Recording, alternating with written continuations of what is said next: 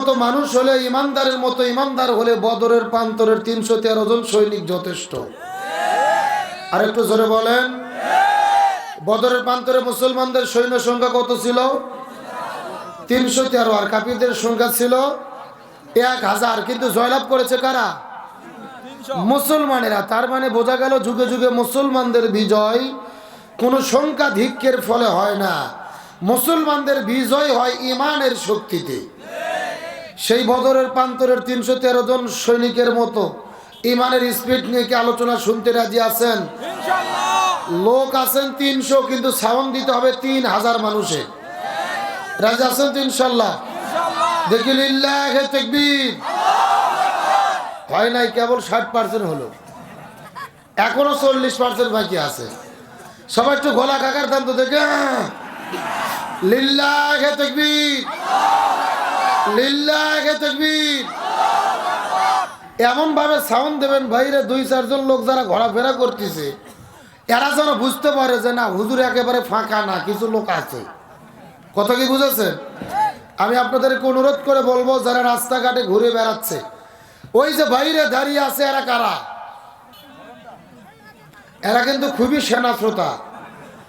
এরা চিন্তা করছে যে আজকে প্রধান বক্তা তো খুবই বিপদে, যে বিশাল বড় মাঠ, লোক নাই। ওরা মনে মনে ভাবতেছে যে যদি ওয়াট ছাটে তাহলে ভেতরে ঢুকবো, না হলে বাড়ির যে ল্যাপ খাতা দিয়ে শোবো। কতক্ষণ ঠিক কিনা? আচ্ছা, আপনারা কি তরমুজ চেনেন ভাই? তরমুজ কথা না বললে ওয়াজ হবে না কিন্তু। তরমুজ চেনেন? আচ্ছা, আপনারা কি তরমুজের ভেতরে লাল খান না বাইরে সবুজ ঢুল্লি খান? তার কারণ মজা কার ভেতরে? তাহলে ওই যে বাইরে বাইরে রাস্তায় রাস্তায় যারা ঘুরতেছে এরা হলো তরমুজের ঢুল্লি খাওয়া পার্টি। কতক্ষণ ঠিক কিনা? আরে মজা বুঝতে গেলে ভেতরে ঢোকা লাগবে, বাহিরে মজা পাওয়ার কোনো সুযোগ। এই জন্য ওই যে জমির আলের যারা বসে আছেন, পেছনে ফাঁকা হয়ে বসে আছেন, একটু সামনে আসেন তো দেখি। আরে ডান পাশের লোকজন বা মুরব্বীরা একটু আসেন না, আমার সামনে সামনে আসেন।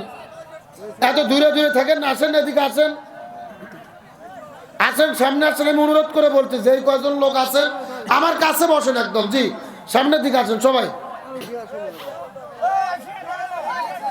আচ্ছা, ওই যে পেছনে 4 জন বসে আছে, ওরা কারে? ভাই, ভাবি কি বলে দিয়েছে যেখানে বসবো ওখান থেকে উঠবে না?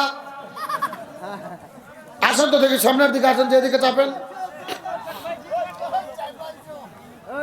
যে একসঙ্গে লিল্লাহে তাকবীর, লিল্লাহে তাকবীর। আমি আপনাদের মধ্যে সুন্নতি তরিকায় সালাম দিচ্ছি, আপনারা জবাব দেওয়ার চেষ্টা করুন। আসসালামু আলাইকুম ওয়া রাহমাতুল্লাহি ওয়া বারাকাতুহু।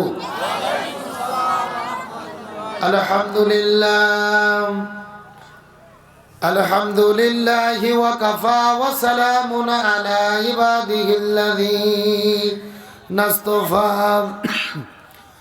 আম্মা বা'দু, ওয়া নাউযু বিল্লাহি মিন শুরুরি আনফুসিনা ওয়া মিন সাইয়্যাতি আ'মালিনা।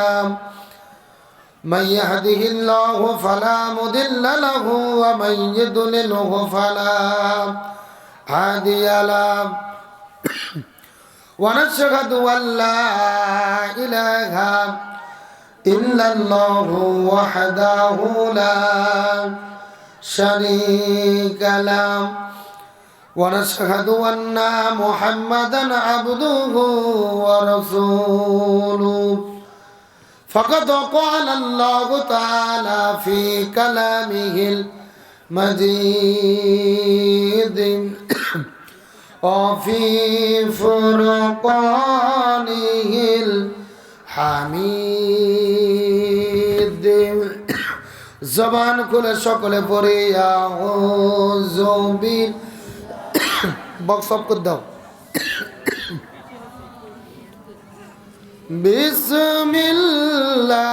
বিসমিল্লাহির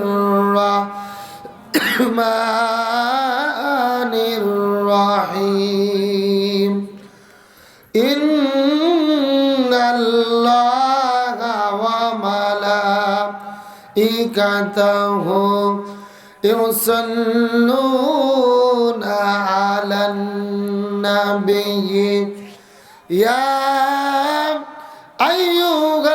আইয়ুহাল্লাযীনা আমানু সাল্লু আলাইহি ওয়া সাল্লিমু তাসলিমা আল্লাহুম্মা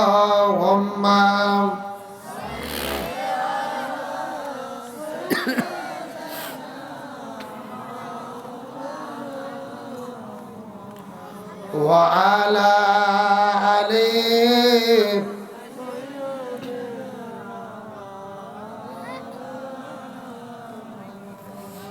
সকলে পড়ি বালাগাল উলা বিকামালিহি কাশাফাত তুজা বিজামালিহি হাসনাত জামিউ খিসালিহি সাল্লু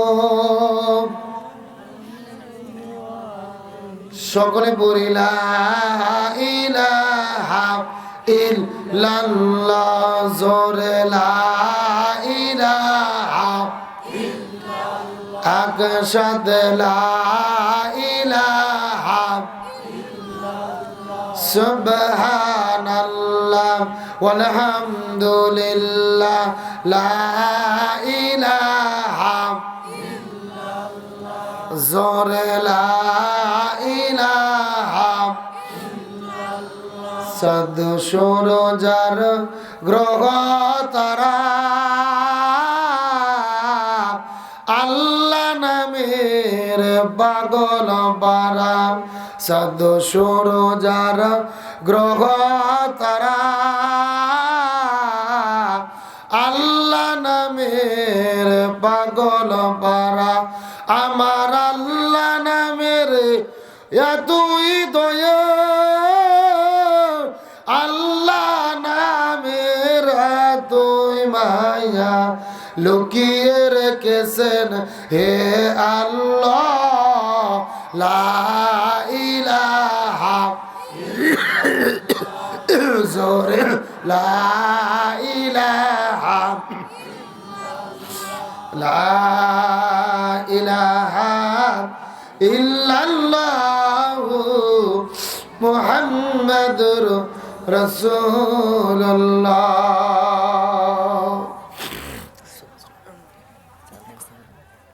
পৃথিবীতে কেউ স্থায়ী হয় না, হোক না সে ফিরাউন কিবা হাসিনা, ক্ষমতায় চিরদিন কেউ থাকে না। আর একটু জোরে বলেন। যারা কথা বলবে না মনে করবেন ওই গ্রুপের লোক। বক্স কি বন্ধ করছো? বেদ জেরো করছো? জি, হালকা টন দাও, হালকা রিভাব দাও, কথা ক্লিয়ার করো একসঙ্গে। পৃথিবীতে কেউ স্থায়ী হয় না, হোক না সে ফিরাউন কিবা হাসিনা,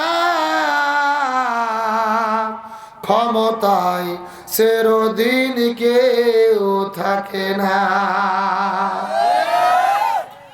হাসিনা শাসিত ছিল না, আল্লাহ তাকে ছেড়ে দিল না, থেকে গেছে তারাস গণভুবন, থেকে গেছে তারাস গণভুবন, কেউ আজ তার কথা বলে না। পৃথিবীতে কেউ স্থায়ী হয় না, হোক না সে ফিরাউন কিবা হাসিনা, ক্ষমতায় চিরদিন কেউ থাকে না। আলহামদুলিল্লাহি রাব্বিল যে আল্লাহ তাআলা দয়া করে, মায়া করে, মহব্বত করে, আরামের ঘুম থেকে পৃথক করে কোরআনের মহব্বতে জান্নাতের বাগানে আসার এবং বসার মতো তৌফিক দান করলেন। সে আল্লাহর প্রতি আপনারা খুশি না বেজার? কম না বেশি? যদি হয়ে থাকেন খুশি, মুখে নিয়ে হাসি, উঁচু করে কাল্লা চিৎকার করে পড়তেছে আলহামদুলিল্লাহ। আরো জোরে বলি আলহামদুলিল্লাহ। রব্বানা লাকাল হামদ হামদান কাসীরান তাইয়িবান মুবারাকান ফীহি। চিৎকার করে পড়তেছে আল্লাহু আকবার। আরো জোরে বলি আল্লাহু আকবার। এ ঠাকুরগাঁয়ের মুসলমান, আল্লাহু আকবার বলতে কি কোনো ভয় আছে? কোনো টেনশন আছে? এই বাংলাদেশে আল্লাহু আকবার বলতেও ভয় ছিল, নারাই তাকবীর আল্লাহু আকবার স্লোগান দিতেও ভয় ছিল, যতদিন পর্যন্ত স্বৈরাচার হাসিনা বাংলাদেশে ছিল। আর একটু জোরে বলেন। এইরকম হাজার হাজার মানুষের দরকার নেই।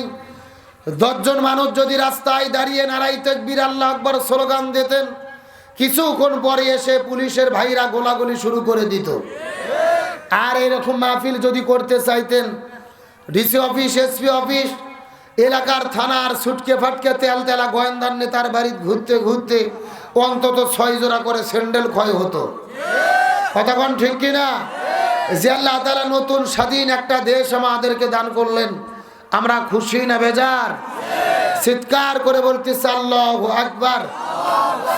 ওই স্বৈরাচার হাসিনা ভারত থেকে বাংলাদেশে এসেছিলেন, ভারতের এজেন্ট হয়ে মূলত বাংলাদেশ থেকে ইসলাম এবং মুসলমানদেরকে শেষ করে দেওয়ার জন্য। তার ধারাবাহিকতা আমরা দেখেছি গত 16 বছরে শিক্ষা ব্যবস্থার মধ্য থেকে কোরআন হাদিসের শিক্ষাকে কাটে কেটে বাদ দিয়ে তারা ঢুকিয়ে দিয়েছিল বান্দরের শিক্ষা। হাজার হাজার আলেমদেরকে জেলের মধ্যে বন্দী করেছিল, দাড়ি টুপিওয়ালাদেরকে গ্রেপ্তার করে জঙ্গিবাদের নাটক করেছিল। এমনকি যখন তাদের ক্ষমতার চের নড়বড়ে হয়ে গেল, ভারতের ইশারায় তারা চিন্তা করে দেখেছিল বাংলাদেশে ইসলামপন্থীদের মধ্যে যতগুলো দল রয়েছে তার মধ্যে সবচাইতে শক্তিশালী দল হলো বাংলাদেশ জামাত ইসলামী। 1 তারিখে তারা জামাত ইসলামকে নিষিদ্ধ করলো, আর 5 তারিখে সিরা জুতো সিরা শাড়ি পরে মামু বাড়ি দিল্লি পালাতে বাধ্য হলো। কথা বলেন, এগুলো কার খেলা?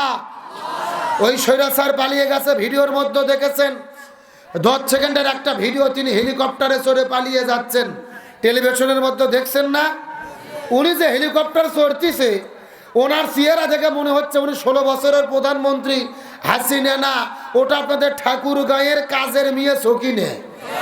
এ কথা কর না গা, মানে শাড়ির কুচিও ঠিক নাই, ওড়নাও ঠিক নেই। তার মানে উনি পালানোর আগে শাড়িটাও ভালোভাবে মনোযোগ দিয়ে পড়তে পারেনি। গণভবনের মধ্যে মাছ রান্না করছে, গোস্ত রান্না করছে, বিরিয়ানি রেডি। আল্লাহর কি খেলা, খাওয়ার পর্যন্ত টাইম আল্লাহ দেয় নাই। এগুলো কার ফয়সালা? আল্লাহ তাআলা বলেন অমাকারু অমাকার আল্লাহ আল্লাহু খায়রুল মাকিরিন। তারাও ষড়যন্ত্র করে, আল্লাহ কৌশল অবলম্বন করে। কার কৌশল বিজয়ী হয়? ঠাকুরগাঁর মুসলমান চিৎকার করে বলেন, কার কৌশল বিজয়ী হয়? ওই স্বৈরাচার পালিয়ে গেছে। ভারত থেকে লন্ডনে যেতে চেয়েছে, ভিসা পায় নাই। কানাডায় যেতে চেয়েছে, ভিসা পায় নাই। আবুধাবিতে যেতে চেয়েছে, ভিসা পায় নাই। কোরআনের পাখি আল্লামা সাঈদী বলেছিল এমন একটা সময় আসবে এই স্বৈরাচাররা পালানোর জন্য ইঁদুরের গর্ত খুঁজে পাবে না। ওই আল্লামা সাঈদী যেই বক্তব্য দিয়ে বিদায় নিয়ে চলে গেছে, ওই স্বৈরাচার হাসিনার সঙ্গে 100% বক্তব্য মিলে গেছে। কতক্ষণ ঠিক কিনা? কিন্তু আমি আপনাদেরকে বলতে চাই, ঠাকুরগাঁয়ের মুসলমান, আলোচনার শুরুতেই সচেতনতার জন্য বলি, ওই স্বৈরাচার হাসিনা ভারতে পালিয়ে গেছে, তার ষড়যন্ত্র কিন্তু বন্ধ হয়নি। ভারত থেকে ষড়যন্ত্র চলতেছে, দিল্লি থেকে ষড়যন্ত্র চলতেছে, নরেন্দ্র মোদী ষড়যন্ত্র করতেছে, শুভেন্দু অধিকারী ষড়যন্ত্র করতেছে। এই বাংলাদেশটাকে নিয়ে তারা মিথ্যাচার করে এই বাংলাদেশের ভেতরে মুসলমান আর হিন্দুদের ভেতরে দাঙ্গা লাগাইয়া আবারও স্বৈরাচারকে বাংলাদেশে ঢুকাতে চায়। তারা হাসিনা পালিয়ে যাওয়ার পরে শেখ হাসিনার যতটা না ক্ষতি হয়েছে, তার চাইতে বেশি ক্ষতি হয়েছে নরেন্দ্র মোদী। এ কথা কর না গে, ওর অন্তরের মধ্যে জ্বালা। তার কারণ স্বৈরাচার হাসিনা ছিল সোনার ডিম পাড়া হাঁস। কি ডিম পাড়া হাঁস? মানে ও বাংলাদেশে থেকে থেকে সোনার ডিম পাড়ে নরেন্দ্র মোদী দিত, আর ওরা ভারত থেকে ইচ্ছা মতো কাম সত্য। কিন্তু যখন হাসিনা দেশ ছাড়া হয়েছে, ওদের মাথা নষ্ট হয়ে গেছে। হাসিনা পালিয়ে যাওয়ার পরে তাদের মিডিয়ার ভেতরে বাংলাদেশ সম্পর্কে মিথ্যাচার করেছে। তার মধ্যে সবচাইতে বেশি ভূমিকা রেখেছে, বেশি মিথ্যাচার করেছে ওই বিজেপি সন্ত্রাসীর নেতা, পশ্চিমবঙ্গের যিনি বিজেপির দায়িত্ব পেয়েছেন শুভেন্দু অধিকারী। সারাদিন বাংলাদেশ না মিথ্যাচার, যে বাংলাদেশে হিন্দুদের মারা হচ্ছে, বাড়ি ঘর পুড়িয়ে দেওয়া হচ্ছে, হিন্দুরা ভালো নেই, বাংলাদেশে চাল দেব না, ডাল দেব না, পিএস দেব না। আল্লাহর কি খেলা!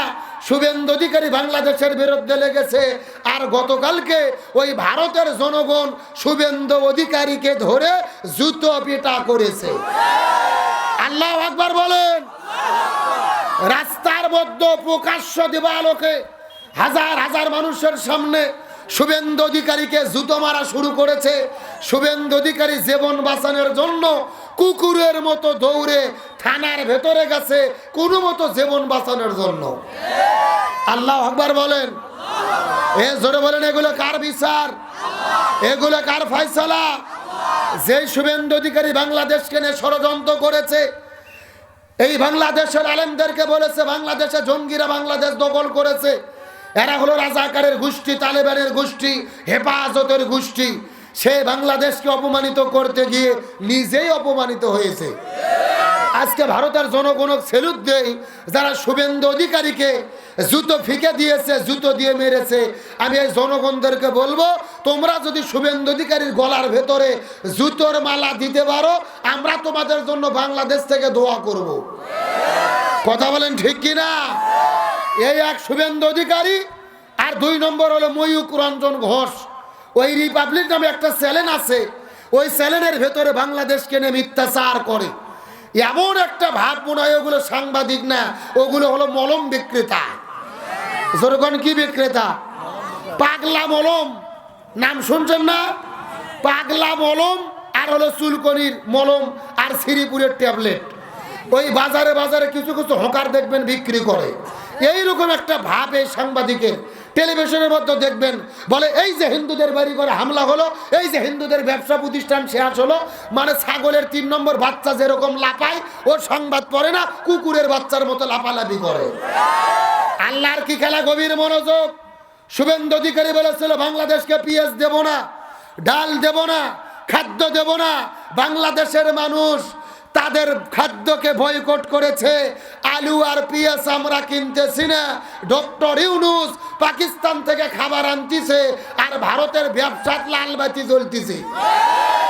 আজকে দেখলাম ভারতের জনগণ রাজপথে নেমেছে, শুভেন্দু অধিকারীর বিরুদ্ধে আন্দোলন করতেছে।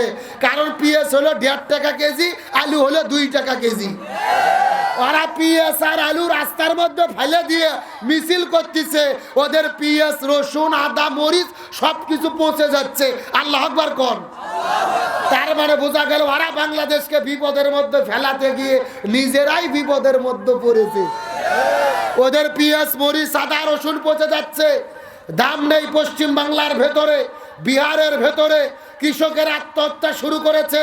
শুভেন্দু অধিকারীর বিরুদ্ধে আন্দোলন করতেছে। ময়ূক রঞ্জনের বাড়ির কাছে গিয়ে অবরোধ করেছে। ভারতের জনগণকে বলবো, তোমরা যদি শুভেন্দু অধিকারী আর ময়ূক রঞ্জনকে জুতো পেটা করতে পারো, তাহলে আমরা চিন্তা ভাবনা করে দেখতে পারি পিঁয়াজ আর মরিচ ভারত থেকে কিনবো কিনা। ওই শুভেন্দু অধিকারীর বক্তব্য যে বাংলাদেশে পিএস, আদা, রসুন দেব না, ওর বক্তব্য শুনে মনে হয় ওরা মনে হয় বাংলাদেশক মাংনা দেয়। আচ্ছা, ওরা কি ফ্রি দেয়? মাংনা দেয় না টাকা দিয়ে দেয়? তে টাকা দিয়ে যদি তোমাদের থেকে কিনে নিতে হয়, তোমরা তো একটা ভারত, এক ভারত যদি না দেয় আরো 195 দেশ দেওয়ার জন্য রেডি হয়ে আছে। ভারত খাবার দিচ্ছে না, পাকিস্তান 2 দিন পর পর জাহাজ পাঠাচ্ছে। আর পাকিস্তান হলো ভারতের সতীন। এখন আমাদের পিড়িতে হলো ভারতের সতীনের সাথে। ওদের অন্তরে জ্বালা জ্বালা। এ কথা কোন ঠিক কিনা? আর শুভেন্দু অধিকারীর বিরুদ্ধে ভারতের জনগণ বলতেছে এর মাথা ঠিক নাই, ও পাগল হয়ে গেছে। বাবা, তোমার দরবারে সব পাগলের খেলা। আর আমি বলেছি নরেন্দ্র মোদীর দরবারে সব পাগলের খেলা। আর এই নরেন্দ্র মোদী যদি শুভেন্দু অধিকারীকে না থামাই, ওই বিজেপি দলের আরো 12টা বাজবে। কারণ শেখ হাসিনাকে বলা হয় রোল মডেল। কি মডেল? মানে শেখ হাসিনাকে নাকি সবাই অনুসরণ করে। আসলে সত্য ভাই, হাসিনা যে পথে পালিয়ে গেছে, ওই ওই ওই সিরিয়ার প্রেসিডেন্ট বাশার আল আসাদ একই পথে পালিয়ে গেছে। এখন পুরো পৃথিবীর মানুষ চাই আছে যে নরেন্দ্র মোদী কখন পালিয়ে যায়। নরেন্দ্র মোদী পালালে জনগণের মন শান্তি হবে, কথা কোন ঠিক কিনা? তবে একটা কথা পরিষ্কার করে বলি, ঠাকুরগাঁয়ের মুসলমান ওই ভারত বাংলাদেশকে নিয়ে ষড়যন্ত্র শুরু করেছে, সীমান্তের কাছে অস্ত্র রেডি করেছে, সেনাবাহিনী রেডি করেছে, বাংলাদেশে যুদ্ধ বাঁধাতে চাই, আমার দেশে হামলা করতে চাই। আজকের মাহফিল থেকে ঘোষণা করি, আমাদের প্রিয় ভাই আবু সাইদ ওই রংপুরের চত্বরে দাঁড়িয়ে চিৎকার করে বলেছিল, আমার মনে দারুণ ঝড়, বুক পেতেছি, গুলি কর। একে একে 4টা গুলি খেয়ে শহীদ হয়ে পড়ে গেছে। মুগ্ধ ভাই পানি বিতরণ করতে গিয়ে শহীদ হয়েছে। এই বাংলার জমিনে 18 কোটি জনগণ রাজপথে নেমেছে, স্বৈরাচার দেশ ছাড়তে বাধ্য হয়েছে। আমরা বলতে চাই, এই বাংলার 18 কোটি জনগণ প্রয়োজনে আবার হাতে হাত রেখে, পায়ে পা রেখে, মাথায় কাপড়ের কাপড় বেঁধে আবার রাজপথে নামবো। আমার বাংলাদেশের স্বাধীনতা, সার্বভৌমত্ব 1 ইঞ্চি মাটি নিয়ে ওই ভারতের দাদাবাবুদেরকে আর আমরা সিনেমিনি খেলতে দেব না, দেব না, দেব না। আল্লাহকে তুলে দেখায়।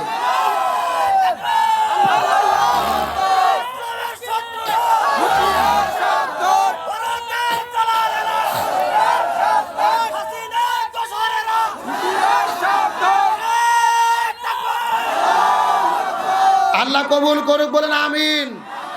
আমার কথা পরিষ্কার, এই বাংলাদেশ নতুন করে স্বাধীন হয়েছে, আর ভারতের তাবেদারি বাংলার জমিনে চলতে পারে না। বরং বাংলাদেশের যেই দলই ভারতের দালালি করবে, আমরা তাদেরকেই বয়কট করব ইনশাল্লাহ। বলেন আলোচনা চলছে।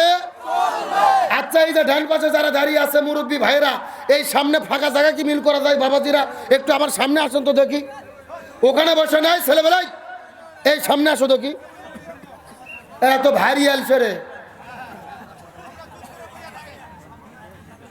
না না, যুবক ছেলেবেলা তো এরকম হওয়ার কথা না। আমি বললাম একেবারে আমার কাছে আসো, সামনে আসো। আসেন আলোচনার দিকে। এই ঠাকুরগাঁয়ের মুসলমান, এত কথা আমি কেন বললাম?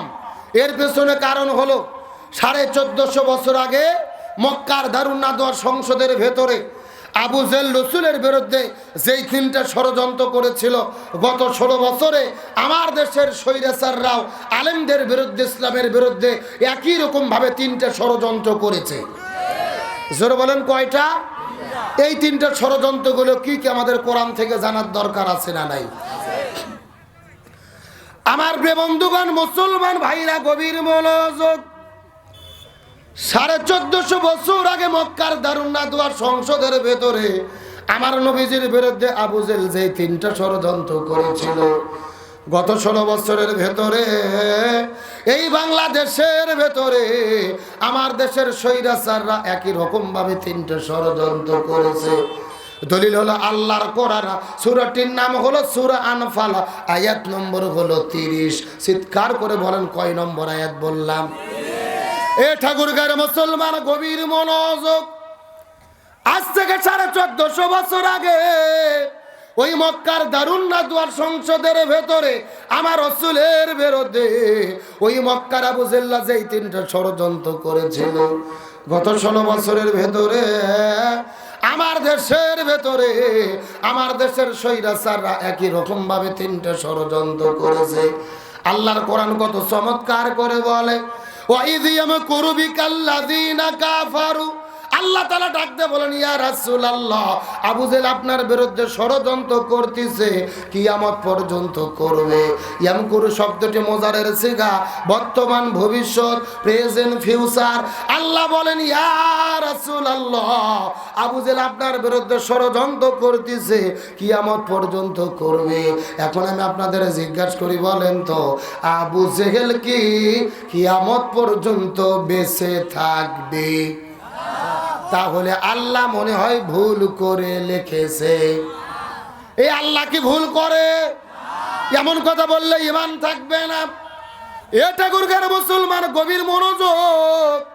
আল্লাহ যদি মাকারা শব্দ দিত অর্থ হয়ে যেত, কিন্তু আল্লাহ মাকারা শব্দ ব্যবহার না করে এই জায়গার মধ্যে ইয়ামকুরু শব্দটি কেন ব্যবহার করলো? এই আয়াতের ব্যাপারে তামাম পৃথিবীর ভেতরে সমস্ত মুফাসসির কিরাম একমত পোষণ করে বলেছেন, কিয়ামত পর্যন্ত এই জমিনের ভেতরে আবু জেহেল থাকবে না, কিন্তু আবু জেহেলের নাতি পুতিরা যোগ্য উত্তরসূরিরা কিয়ামত পর্যন্ত দেশে দেশে থাকবে। কার বক্তব্য? আসলে আমি যদি একটা কথা বানায় বলি, কাশিদ আমার জিহ্বা কাটে নেবেন, আমার কোনো আপত্তি নেই। তবে আমি কোরআন থেকে দলিল দিয়ে যদি কথা বলি আর আপনারা নিজেদেরকে যদি মুসলমান বলে দাবি করেন, আপনারা মেনে নিতে বাধ্য। তাহলে চিৎকার করে বলেন তো ঠাকুর গায়ে মুসলমান, কিয়ামত পর্যন্ত আবু জেহেল থাকবে? কে বলেছে? আরো জোরে, জোর হলো না? রাসূল ডাকতে বলেন আল্লাহ, আপনি তো বললেন কিয়ামত পর্যন্ত আবু জেহেল জমিনের মধ্যে থাকবে, আমরা আবু জেহেলদেরকে চিনতে পারবো কেমনে? আল্লাহ বলেন ইয়া রাসূলুল্লাহ, কিয়ামত পর্যন্ত আবু জেহেল যারা হবে তারা সব সময় কাজ করবে তিনটা। জোরে বলেন কয়টা? আরো জোরে। আবু জেহেল সব সময় তিনটা কাজ করবে। তার মধ্যে প্রথম নম্বর কাজ হলো এই জমিনের মধ্যে কোরআনের হক কথা যারা বলবে, কোরআনের সত্য কথা যারা বলবে, এই জমিনে দিন প্রতিষ্ঠার কথা বলবে, প্রথম নম্বর কাজ হলো লিইউসবিতুকা, তাদেরকেই তারা জেলের ভেতরে বন্দী করবে। এখন আমি আপনাদেরকে জিজ্ঞাসা করি, হে ঠাকুর গায়ে মুসলমান, চিৎকার করে সত্য করে বলেন তো, এই গত 16 বছরের ভেতরে আমার দেশে আলেমদেরকে বন্দী করা হয়েছে নাকি হয় নাই? আমার প্রিয় ভাই মুফতি আমির হামজা, শাইখুল হাদিস আল্লামা মামুনুল হক, শিশু বক্তা নামে পরিচিত রফিকুল ইসলাম মাদানী, ওই যে কোরআনের পাখি শহীদ আল্লামা দিলওয়ার হোসেন সাইদি, অর্ধশত বছর ধরে যিনি কোরআনের মাহফিলে আলোচনা করেছে, যার আলোচনা শোনার পরে হাজার হাজার মানুষেরা কালেমা পড়ে পড়ে পড়ে পড়ে পড়ে পড়ে মুসলমান হলো। যেই মানুষটা কাবাঘরের মধ্যে ঢুকে নামাজ পড়িল, যেই মানুষটাকে কাবাঘরের ইমাম শাইখ আব্দুর রহমান আসসাদাইসি বুকের মধ্যে জোরে ধরে কপালের মধ্যে চুমু খাইল, ওই কোরআনের বাকি আল্লামা সাইদিকে 13 বছর ধরে ওই জেলের মধ্যে বন্দি রাখার পরে জেল থেকে বের করে হসপিটালের মধ্যে ভর্তি করায়া ইনজেকশনের সিরিজের ভেতরে বিষ ঢুকায়া আল্লামা সাইদির শরীরে বিষ প্রয়োগ করে পরিকল্পিতভাবে তাকে হত্যা করেছে। আরেকটু জোরে বলেন। ওই কোরআনের বাকি আল্লামা দিলওয়ার হোসেন সাইদি 1 নয় 2 নয় 13 বছর জেলে বন্দি রেখে হসপিটালে ভর্তি করার পরে যেই ডাক্তারকে চিকিৎসা করার দায়িত্ব দিয়েছিল, এই ডাক্তারের নাম হলেন ডাক্তার মোস্তফা জামান। এই ডাক্তার কোন ডাক্তার? যেই ডাক্তার 2013 সালে শাহবাগের গণজাগরণ মঞ্চে দাঁড়িয়ে স্লোগান দিয়েছিল, সতে সাইদি তুই রাজাকার, তুই রাজাকার, রাজাকারের ফাঁসি চাই। যেই লোকটা আল্লামা সাইদির ফাঁসি চাইলো, ওই লোকটাকে দিল চিকিৎসা করার দায়িত্ব। আমাদের বগুড়ার ভাষাই বলে শিয়ালের কাছে ছাগল বাগি। ওই হসপিটালে 2টা নার্স বলেছেন, এই ডাক্তার মোস্তফা জামান যখন আল্লামা সাইদির শরীরে ইনজেকশন পুশ করেছে, তার কিছুক্ষণ পরে কোরআনের পাখি আল্লামা সাইদি মৃত্যুর কোলে ঢলে পড়েছে। তার মানে বোঝা যায় আল্লামা সাইদির মৃত্যু কোনো স্বাভাবিক মৃত্যু ছিল না, এটা পরিকল্পিত হত্যাকাণ্ড। সুতরাং আজকের প্রোগ্রাম থেকে বলি, এই বাংলার জমিনে কোরআনের পাখি আল্লামা সাইদিকে পরিকল্পিতভাবে যারা মৃত্যুর দিকে ঠেলে দিয়েছে, এদের প্রত্যেককেই গ্রেফতার করে ফাঁসির দড়িতে ঝোলাতে হবে। তাহলে চিৎকার করে বলেন আবু জেহেল কয়টা কাজ করবে? আরো জোরে বলেন। আমার প্রিয় বন্ধুগণ, মুসলমান ভাইরা গভীর মনোযোগ। আবু জেহেল 3টা কাজ করবে, তার মধ্যে প্রথম নম্বর কাজ হলো এই জমিনের মধ্যে কোরআনের হক কথা যারাই বলবে তাদের জেলে বন্দী করবে। 2 নম্বর কাজ হলো আলেমদেরকে জেলে বন্দি করার পরে তাদেরকে যদি দ্বীনের পথ থেকে ফিরানো না যায়, ইসলামের পথ থেকে ফিরানো না যায়, কোরআনের পথ থেকে ফিরানো না যায়, লিয়াকতুলুকা, প্রয়োজনে তারা তাদেরকে হত্যা করে বিদায় করে দেবে। এই বাংলাদেশে গত 16 বছরের মধ্যে লক্ষ্য করে দেখেন, আমাদের নকিব, আমাদের রাহবার মৌলানা মতিউর রহমান নিজামী, আব্দুল কাদের মোল্লা, সালাউদ্দিন কাদের শাখা চৌধুরী, আলী হাসান মোহাম্মদ মুজাহিদ, মীর কাসিম আলী মিঠু ভাইস কত ইসলামী আন্দোলনের নেতাদেরকে ওই ফাঁসির মধ্যে ঢুকাইয়া গলার মধ্যে দড়িতে বিদায় করে দিয়েছে। এই মানুষদের কোনো দোষ ছিল না, এদের কোনো অন্যায় ছিল না, এদের অপরাধ হলো একটা, এই জমিনের ভেতরে তারা কোরআন প্রতিষ্ঠার আন্দোলন করেছিল। এই জন্য আবু জেহেল 3টা কাজ করবে, তার মধ্যে প্রথম নম্বর কাজ হলো এই জমিনে যারা কোরআনের হক কথা বলবে তাদেরকে জেলের মধ্যে বন্দী করবে, 2 নম্বর হত্যা করে বিদায় করে দেবে, আর 3 নম্বর কাজ হলো এই জমিনে যারা কোরআনের কথা বলার কারণে জনপ্রিয়তা অর্জন করবে, যাদের মাহফিলে হাজার হাজার মানুষের উপস্থিতি ঘটবে, লক্ষ লক্ষ মানুষেরা যার মাহফিলে ঢেলে ঢেলে চলে যাবে, লক্ষ লক্ষ যুবকেরা যাকে আইডল বলে মনে করবে, এই জনপ্রিয় আলেমদেরকে এই দেশের মধ্যে তারা থাকতে দেবে না। লিয়ে করি তাদেরকেই তারা দেশ থেকে বের করে দেবে। আমাদের প্রিয় ভাই বাংলার জমিন শহীদ আল্লামা দিলওয়ার হোসেন সাঈদীর পরে সবচাইতে যিনি জনপ্রিয়তা অর্জন করেছিল আমাদের প্রিয় ভাই ডক্টর মিজানুর রহমান আল আজহারী। আরো জোরে বলেন। আজহারী ভাই জনপ্রিয়তা অর্জন করার কারণে এই দেশের মধ্যে তাকে থাকতে জায়গা দেওয়া হলো না, তাকেও বাংলাদেশ থেকে মালয়েশিয়া যাইতে বাধ্য করা হলো। এই জন্য আবু জেহেল 3টা কাজ করবে, 1 নম্বর জেলে বন্দি করবে, 2 নম্বর হত্যা করবে, 3 নম্বর দেশ থেকে বের করে দেবে। এখন আমি আপনাদেরকে জিজ্ঞাসা করি, ঠাকুরগাঁর মুসলমান চিৎকার করে বলেন তো, এই গত 16 বছরে আমার দেশের আবু জেহেল এই 3টা কাজ করছে নাকি করে নাই? এ জোরে বলেন, করছে নাকি করে নাই? তার মানে বোঝা গেল 1450 বছর আগের আবু জেহেল আর বাংলাদেশের গত 16 বছরের আবু জেহেল, এদের ভেতরে বিন্দু মাত্র কোনো পার্থক্য নাই। কিন্তু আল্লাহর কি খেলা, আল্লাহর কি ফয়সালা। আবু জেহেল বিদায় নিয়ে চলে গেছে, মক্কায় কাবা ঘরের পাশেই ছিল আবু জেহেলের বাড়ি। আবু জেহেলের বাড়ি আর আবু জেহেলের বাড়ি নাই, আবু জেহেলের বাড়িকে আল্লাহ বানাই দিয়েছে ইন্টারন্যাশনাল পায়খানা। এ কথা কর না গা, সারা পৃথিবীর লোক হজ আর উমরা করতে যায়, কোনো কিছু করুক আর না করুক, বেশি করে খায়, তাওয়াফ করে, আর আবু জেহেলের বাড়ির যে কাম সারে। আর বাংলাদেশের স্বৈরাচার হাসিনা যেদিন পালিয়ে গেল, ওদের গুলিস্তান এভিনিউ 12 তলা যে অফিস আছে, যেই দিন থেকে স্বৈরাচার পালিয়ে গেছে, ঢাকা শহরের লোকজন তাদের অফিসকে টয়লেট বানিয়ে কাম সারা শুরু করছে। আল্লাহু আকবার কোন। আরবিতে একটা প্রবাদ বাক্য আছে, কামা তাদিনু তুদান, যেমন কর্ম তেমন ফল। আজকে ঢাকা শহরের যত নিশাখোর, যত টোকাই, যত রাস্তার মানুষগুলো, ফুটপাতের লোকগুলো ওদের অফিসে গিয়ে টয়লেট বাথরুম করতেছে।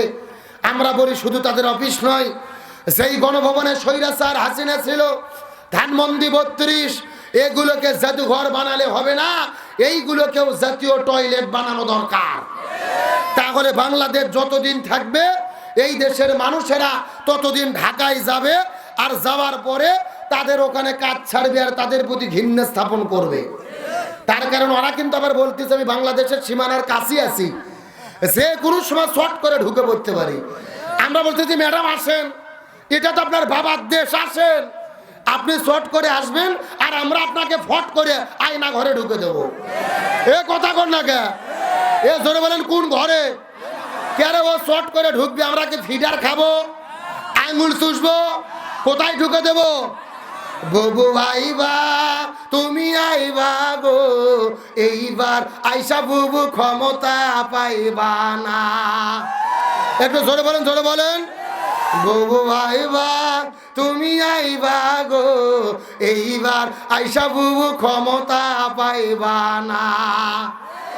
খোঁজনেই বুবু কাদের কাকার অবস্থা খারাপ দরবেশ বাবার হারুন আঙ্কেল এখন সামনে আসে না খোঁজনেই বুবু কাদের কাকার অবস্থা খারাপ দরবেশ বাবার হারুন আঙ্কেল এখন সামনে আসে না নেতা কর্মী সব জেলের ভেতর বুবু আসে ডরের উপর কখন জানি আসে গ্রেফতারি পরোয়ানা বুবু আইবা তুমি আইবা গো এইবার আইসা বুবু ক্ষমতা পাইবা না বয়স তোমার 80 বছর ডাকছে বুবু তোমায় কবর দাফন হবে কোথায় সেইটা ভাবলা না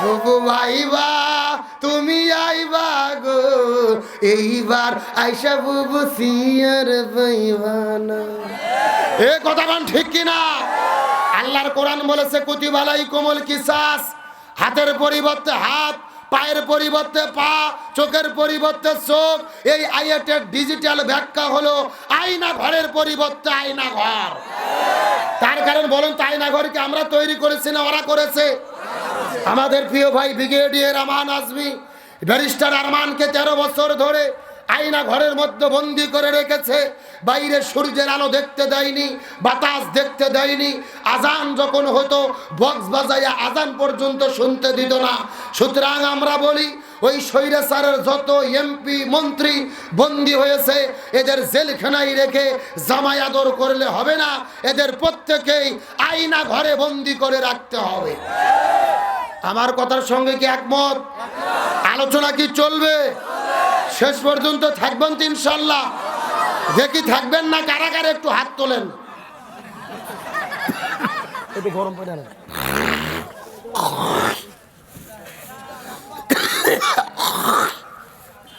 এই হলো হুজুগে বাঙালি যাই বলে আয় রে তার সাথে যাই রে বোঝা শোনা নাই রে এরকম হলে হবে না সত্য সত্য শেষ পর্যন্ত থেকে আখিরি মোনাজাত করে কারা কারা যেতে চান টান টান করে হাত তোলেন লিল্লাহে তাকবীর এ সাউন্ড হয় না হাত উঠান তো দেখি এই ছেলে হাত উঠা হয় মুরব্বী হাত উঠান যে সব একটু গলা কাকার দাম তো দেখে লিল্লাহে তাকবীর আল কোরআনের আলো আল হাদিসের আলো দুনিয়ার মুসলিম ইসলামের শত্রুরা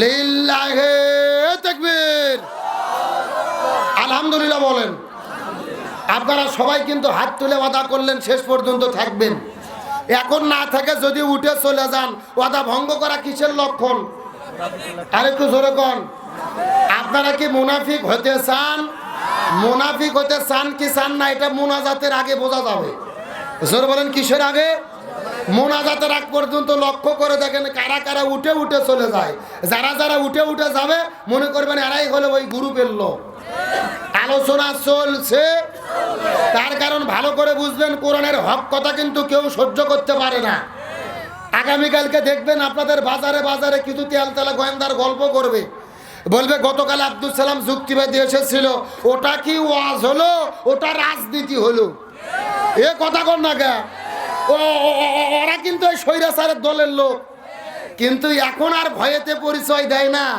নিজেদের পরিচয় গোপন করে খোলস পরিবর্তন করে সুশীল সেজেছে সুশীল আগামীকালকে আজকের ওয়াজের তারাই বিরোধিতা করবে মনে করবেন যারা স্বৈরাচারের দালাল এ কথা কর না কে তার কারণ রাসূল বলেছেন শুধু হাতের মধ্যে তরোয়াল নিয়ে রাজপথে নেমে যুদ্ধ করা জিহাদ নয় সবচেয়ে বড় জিহাদ হলো জালেমের জুলুমের বিরুদ্ধে কথা বলা আর জালেমের জুলুমের বিরুদ্ধে আব্দুল সালাম যুক্তিবাদী স্বৈরাচার হাসিনা বাংলাদেশে থাকতেও কথা বলেছে এখনো বলবে ইনশাআল্লাহ আবার অনেকে ফতুয়া দেয় যে এখন আর মাহফিলে ওয়াজ হয় না শুধু গিবত হয় বলে শুধু হাসিনার নামে গিবত হয় মানে হুজুরদের খাইয়ে দেয় কাজ দেয় গিবত করে ওই বাটপার জানে না গিবত হলো দুই প্রকার একটা গিবত হলো হারাম আর একটা গিবত জায়েজ কোন কোন জায়গায় ফরজ কথা কর না কে আর আল্লাহর কোরআন বলছেন তাব্বাত ইয়াদা আবি লাহাবিউ, আল্লাহ বলতেছে আবু লাহাবের হাতও ধ্বংস হোক, পাও ধ্বংস হোক। তে আল্লাহ কি আবু তালেবক সাথ দেছে, লাহাবক সার দেছে, ফিরাউনের বক্তব্য আল্লাহ কি বাদ দেছে? তার মানে আল্লাহ নিজেই তো তাদের বিরুদ্ধে গীবত করে বুঝাইছে যারা ইসলাম বিরোধী শক্তি, এদের বিরুদ্ধে কথা বলে জাতিকে সচেতন করা জরুরি। এরা কিন্তু এখন মুফতি সেজেছে, বলে তাফসির আর ওয়াজ হয় না, খালি গীবত হয়, খালি গীবত হয়। এই বাটপারদেরকে বলবেন গীবত করা ফরজ রে গাদা। যারা ইসলামের বিরুদ্ধে, এদের বিরুদ্ধে গীবত করা ফরজ। কতক্ষণ ঠিক কিনা? সুতরাং আলোচনা চলছে, আর যারাই উঠে যাবে মনে করবেন ওই গ্রুপের লোক। আল্লাহ তাআলা থাকার মতো তৌফিক দিক, বলেন আমিন।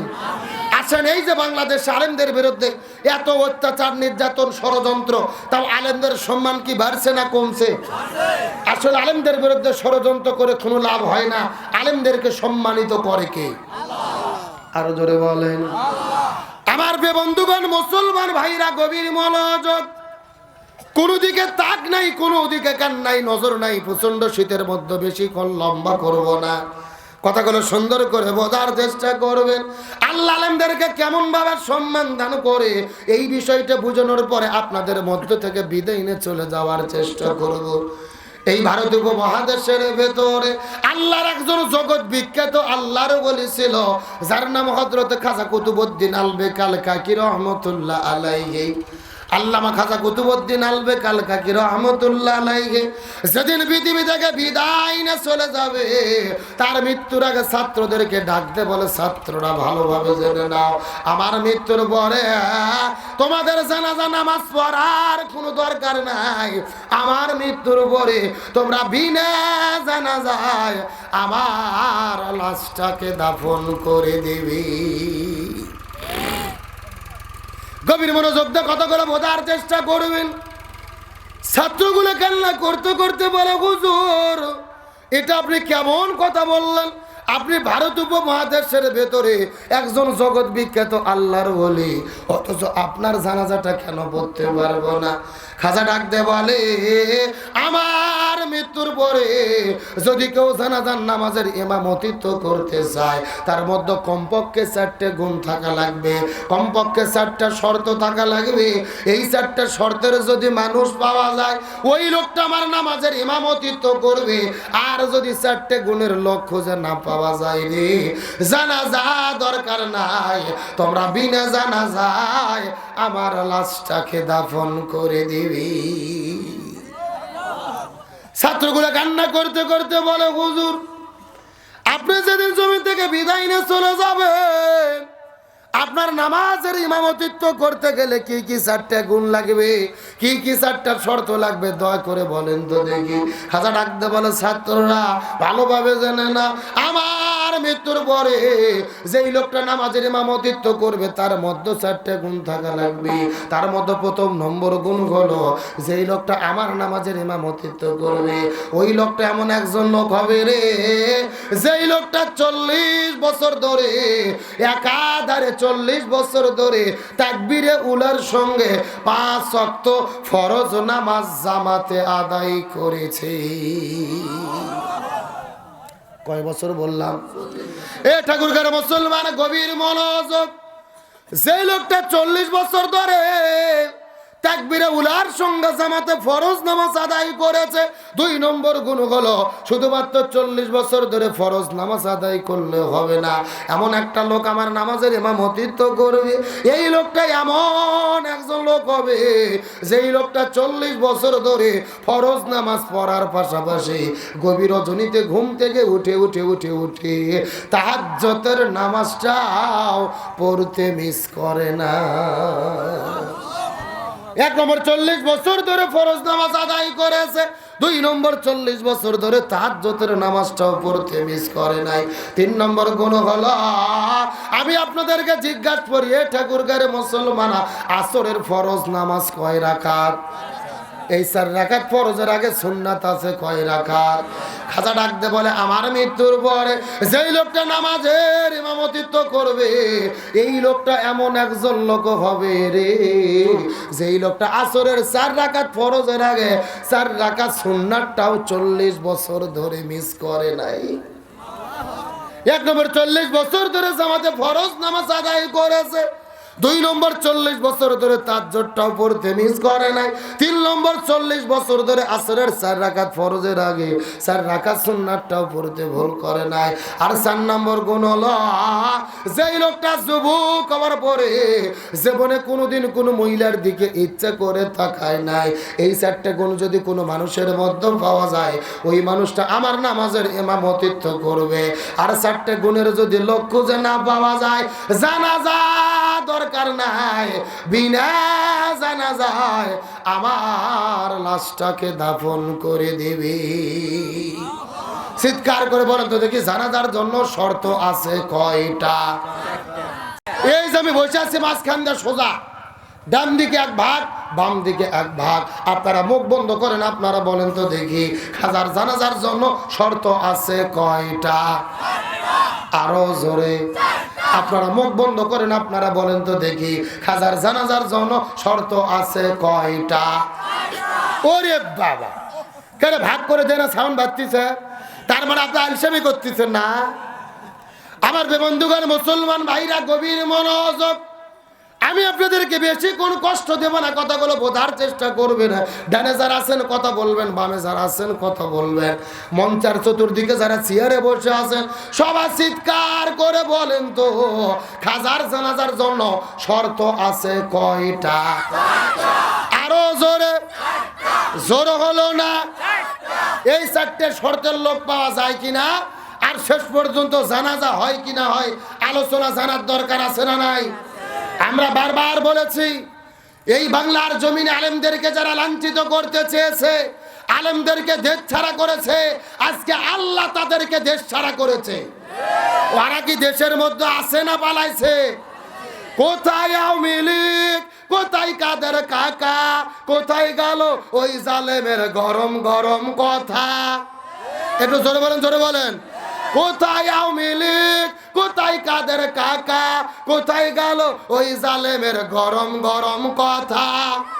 খেলা হবে, খেলা হবে, খেলা হবে, খেলা হবে, খেলা হবে, বইলা কাকা গেল ফালাইয়া। এ কথা কর না কে?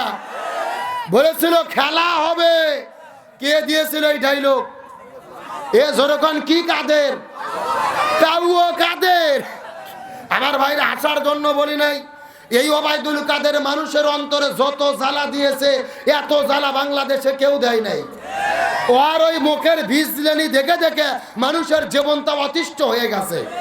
কিন্তু বাংলাদেশের শিল্পীগুলো মারাত্মক ভাই, যেরকম ওবায়দুল কাদের মুখ ভিজলেই তো আজকে শিল্পীরাও তাকে নিয়ে গান বের করেছে। বলবো নাকি, বলবো নাকি? ভালো হয়ে যাও মাসুদ তুমি, এই কথাকে বলবে আর, পালিয়ে গেল কাউয়া কাদের, কেউ জানে না খবর তার। ভালো হয়ে যাও। কতক্ষণ কতক্ষণ? ফকরুল সাহেব আপনার বাসায় কাউয়া কাদের গেছেনি, ঠাকুর গায়ের বাসায় আপনি থাকতে তারে দিছেননি, থাকতে তারে দিছেননি। ও বলেছিল পালাবো না, প্রয়োজনে ঠাকুর গায়ে ফকরুলের বাসায় যাব। আমি যখন ঠাকুর গায়ে মাহফিলে আসি, অনেকে আমাকে ফোন দিয়ে বলে, হুজুর একটু ঠাকুর গায়ে খোঁজ নিয়েন তো, ওবায়দুল কাদের আছে নাকি? কারণ আপনাদের এটাই তো ঠাকুরগাঁও জেলা। কিন্তু মির্জা ফখরুল ইসলাম আলমগীর আপনাদের জেলার কৃতি সন্তান, তিনি 1 মাস আগে সাংবাদিকদের সামনে বলেছে, কোথায়? আমি তো ঘরের দরজা খুলে রেখেছিলাম, উনি তো আর আসলেন না। ফকরুল সাহেব আপনার বাসায় কাউয়া কাদের গেছেনি, ঠাকুর গায়ের বাসায় আপনি থাকতে তারে দিছেননি, থাকতে তারে দিছেননি, তার সাথে হিসাব বাকি আছে। জোরে বলেন, জোরে বলেন। তার সাথে হিসাব বাকি আছে লক্ষ কোটি জনতার। পালিয়ে গেল কাউয়া কাদের, কেউ জানে না খবর তার, কেউ জানে না খবর তার। ভালো হয়ে যাও, হাই হাই এ কথা কর না কে।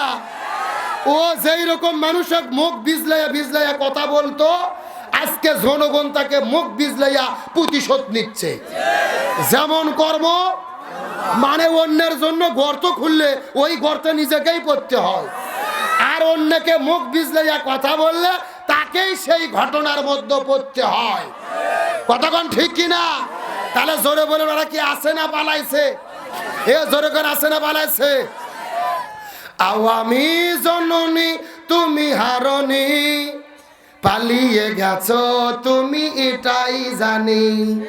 যেরকম যেরকম ও গো শেখ হাসিনা তুমি পালাওনি, ও গো শেখ হাসিনা তুমি হারনি, পালিয়ে গেছো তুমি এটাই জানি। আরো ধরে বলেন, দেশটাকে চুষে গেলে 16টি বছর, প্রকৃত দেশপ্রেমী পাইনি কদর। তুমি যে ছিলে শয়তানের নানি, দাদার দেশে গেছো এটাই জানি। এ কতক্ষণ ঠিক কিনা? অনেকে বলেছিল যে ভারত আর বাংলাদেশের সম্পর্ক হলো স্বামী স্ত্রী সম্পর্ক। এটা কিন্তু আমাদের বক্তব্য না, ওর দলের নেতাই বলেছিল। কতক্ষণ ঠিক কিনা? আমরা পরিষ্কার করে বলি, আলেমদের অপমানিত করতে গিয়ে তারাই অপমানিত হয়েছে। আলোচনা কি চলবে? চলবে। কারা কারা চলবে হাত তোলেন তো দেখে।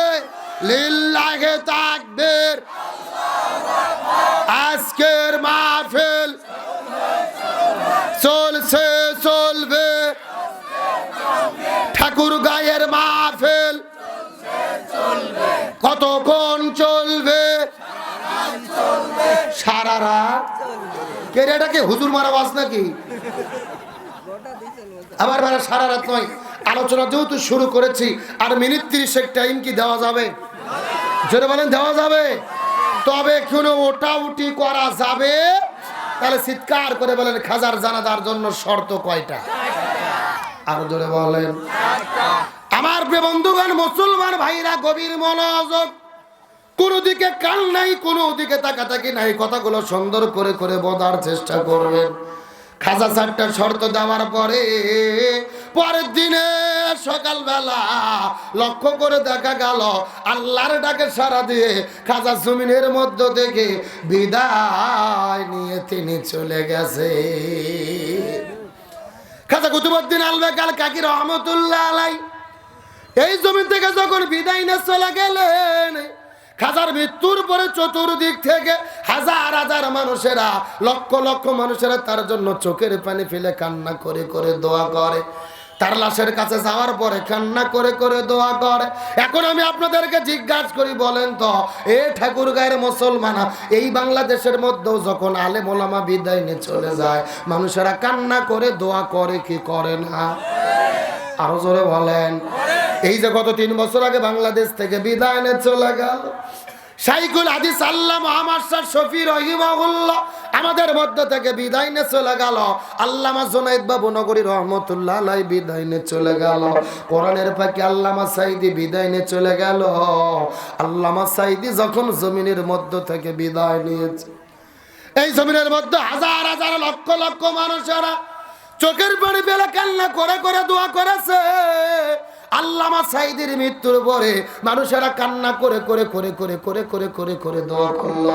কিন্তু গত 16 বছরে এই বাংলাদেশে আওয়ামী লীগ দলের যত নেতা খাতা মারা গেছে, আর যত এমপি মন্ত্রী মারা গেছে, এদের মৃত্যুর খবর যখন ফেসবুকের মধ্যে প্রচার করা হয়, টেলিভিশনের মধ্যে প্রচার করা হয়, ওদের মৃত্যুর পরে, মৃত্যুর খবর শোনার পরে কেউ ইন্না লিল্লাহ বলে না। অধিকাংশ মানুষেরা খুশি ঠেলাই বলে আলহামদুলিল্লাহ।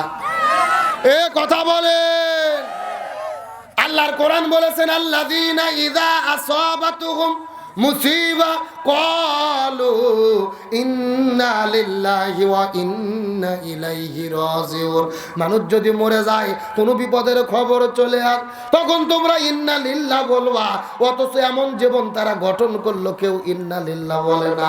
আমার নবী যে হাদিস শরীফের মধ্যে বর্ণনা করে বলে, জাহান্নামী ব্যক্তির মৃত্যুর 6টা আলামত রয়েছে। তার মধ্যে প্রথম নম্বর আলামত হলো, একজন মানুষ বিদায় নেওয়ার পরে এলাকার মানুষেরা কান্না করে করে করে করে করে করে যদি তার জন্য দোয়া করে, এটা হলো জান্নাতি ব্যক্তির মৃত্যুর আলামত। পক্ষান্তরে কোনো মানুষ মারা যাওয়ার পরে এলাকার মানুষেরা যদি খুশি হয়, ইন্না লিল্লাহ না বলে আলহামদুলিল্লাহ বলে, তার জন্য বদদোয়া করে, এটাই হলো জাহান্নামী ব্যক্তির মৃত্যুর আলামত। এই শুনে একজন কবি বলেছেন, যদিন তুমি এসেছিলে ভাবে, কেঁদেছিলে তুমি, গেছেছিল ভুবন, এমন জীবন তুমি করিবে গঠন, মরণে হাসিবে তুমি, কাঁদিবে ভুবন। কিন্তু আপনাদের মৃত্যুর পরে মানুষ হাসি ঠাট্টা তামাশা করে। ওই কুরআনের পাখি আল্লামা সাঈদী যখন বিদায় নিয়ে চলে গেল, এ ঠাকুরগাঁয়ের মুসলমান কথাগুলো ভালো করে বোঝার চেষ্টা করবেন। বাংলাদেশের লক্ষ কোটি মানুষেরা চোখের পানি ফেলে দোয়া করা শুরু করে। ওই আল্লামা সাঈদীর মৃত্যুর খবর যেন টেলিভিশনের মধ্যে যখন প্রচার করা হয়, কেউ বিশ্বাস করতে চায় নাই রে। আল্লামা সাঈদীকে তারা বলেছে রাজাকার, তারা বলেছে নারী ধর্ষণকারী, কিন্তু আল্লামা সাঈদীর বিদায়ে আল্লাহ তাআলা প্রমাণ করেছে আল্লামা সাঈদী ছিল আল্লাহর বন্ধু, আল্লাহর ওলি। তার কারণ হলো আল্লামা সাঈদীর বিদায়ে আসমান কান্না করেছে, আল্লামা সাঈদীর বিদায়ে জমিনটাও কান্না করেছে। আল্লামা সাঈদীর বিদায়ে আসমান কান্না করেছে, জমিনটাও কান্না করেছে। এখন আপনাদের মনের মধ্যে প্রশ্ন জাগতে পারে, হুজুর আসমান জমিন কেমন করে কান্না করলো বুঝাই দেন তো দেখি।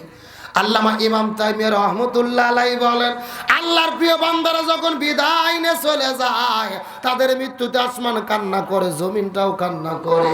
আল্লামা সাঈদীর বিদায়ে কেমনে আসমান জমিন কান্না করলো? এ ঠাকুরগাঁয়ের মুসলমান গভীর মনোযোগ, কোনো দিকে নজর নাই, কোনো দিকে তাকাতাকি নাই। আল্লামা সাঈদীর মৃত্যুর পরে তার মৃত্যুর খবর যখন প্রথমে টেলিভিশনের মধ্যে প্রচার করা হলো, টেলিভিশনের মধ্যে ব্রেকিং নিউজ শুরু হলো, মাওলানা সাঈদী বিদায় নিয়ে চলে গেছে। এই কথা কিন্তু প্রথমে কেউ বিশ্বাস করতে চায় নাই। একজন আরেকজনকে মোবাইল করে, আরেকজন আরেকজনকে টেলিফোন করে। সবাই মনে মনে ভেবেছিল আগের দিনের সন্ধ্যার দিকে যেই মানুষটাকে হসপিটালে নিয়ে যাওয়া হলো, হাসতে হাসতে হাতে হসপিটালে ঢুকলো, আল্লামা সাঈদী এমন একটা হাসি দিয়েছিল রে, যে হাসিটা এখন মানুষের চোখের মধ্যে ভাসতেছে। মানুষেরা মনে করেছিল আল্লামা সাঈদী 13 বছর পরে এমন একটা বিজয়ের হাসি দিয়েছে, ওই আল্লামা সাঈদী মনে হয় আবার আমাদের ভেতরে ফিরে আসবে। এই জন্য মানুষেরা কিন্তু বিশ্বাস করতে পারে নাই। তামাম পৃথিবীর কোটি কোটি মানুষেরা কান্না করলেন।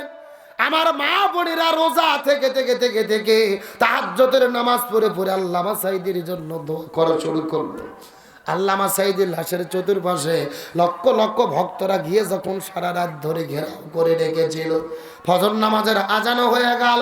আল্লামা সাঈদীর লাশের পাশে লক্ষ লক্ষ মানুষেরা জামাতের সহিত যখন নামাজ পড়া শুরু করলো, চতুর্দিক থেকে পুলিশেরা গুলি করা শুরু করলো, রাবার বুলেট নিক্ষেপ করা শুরু করলো।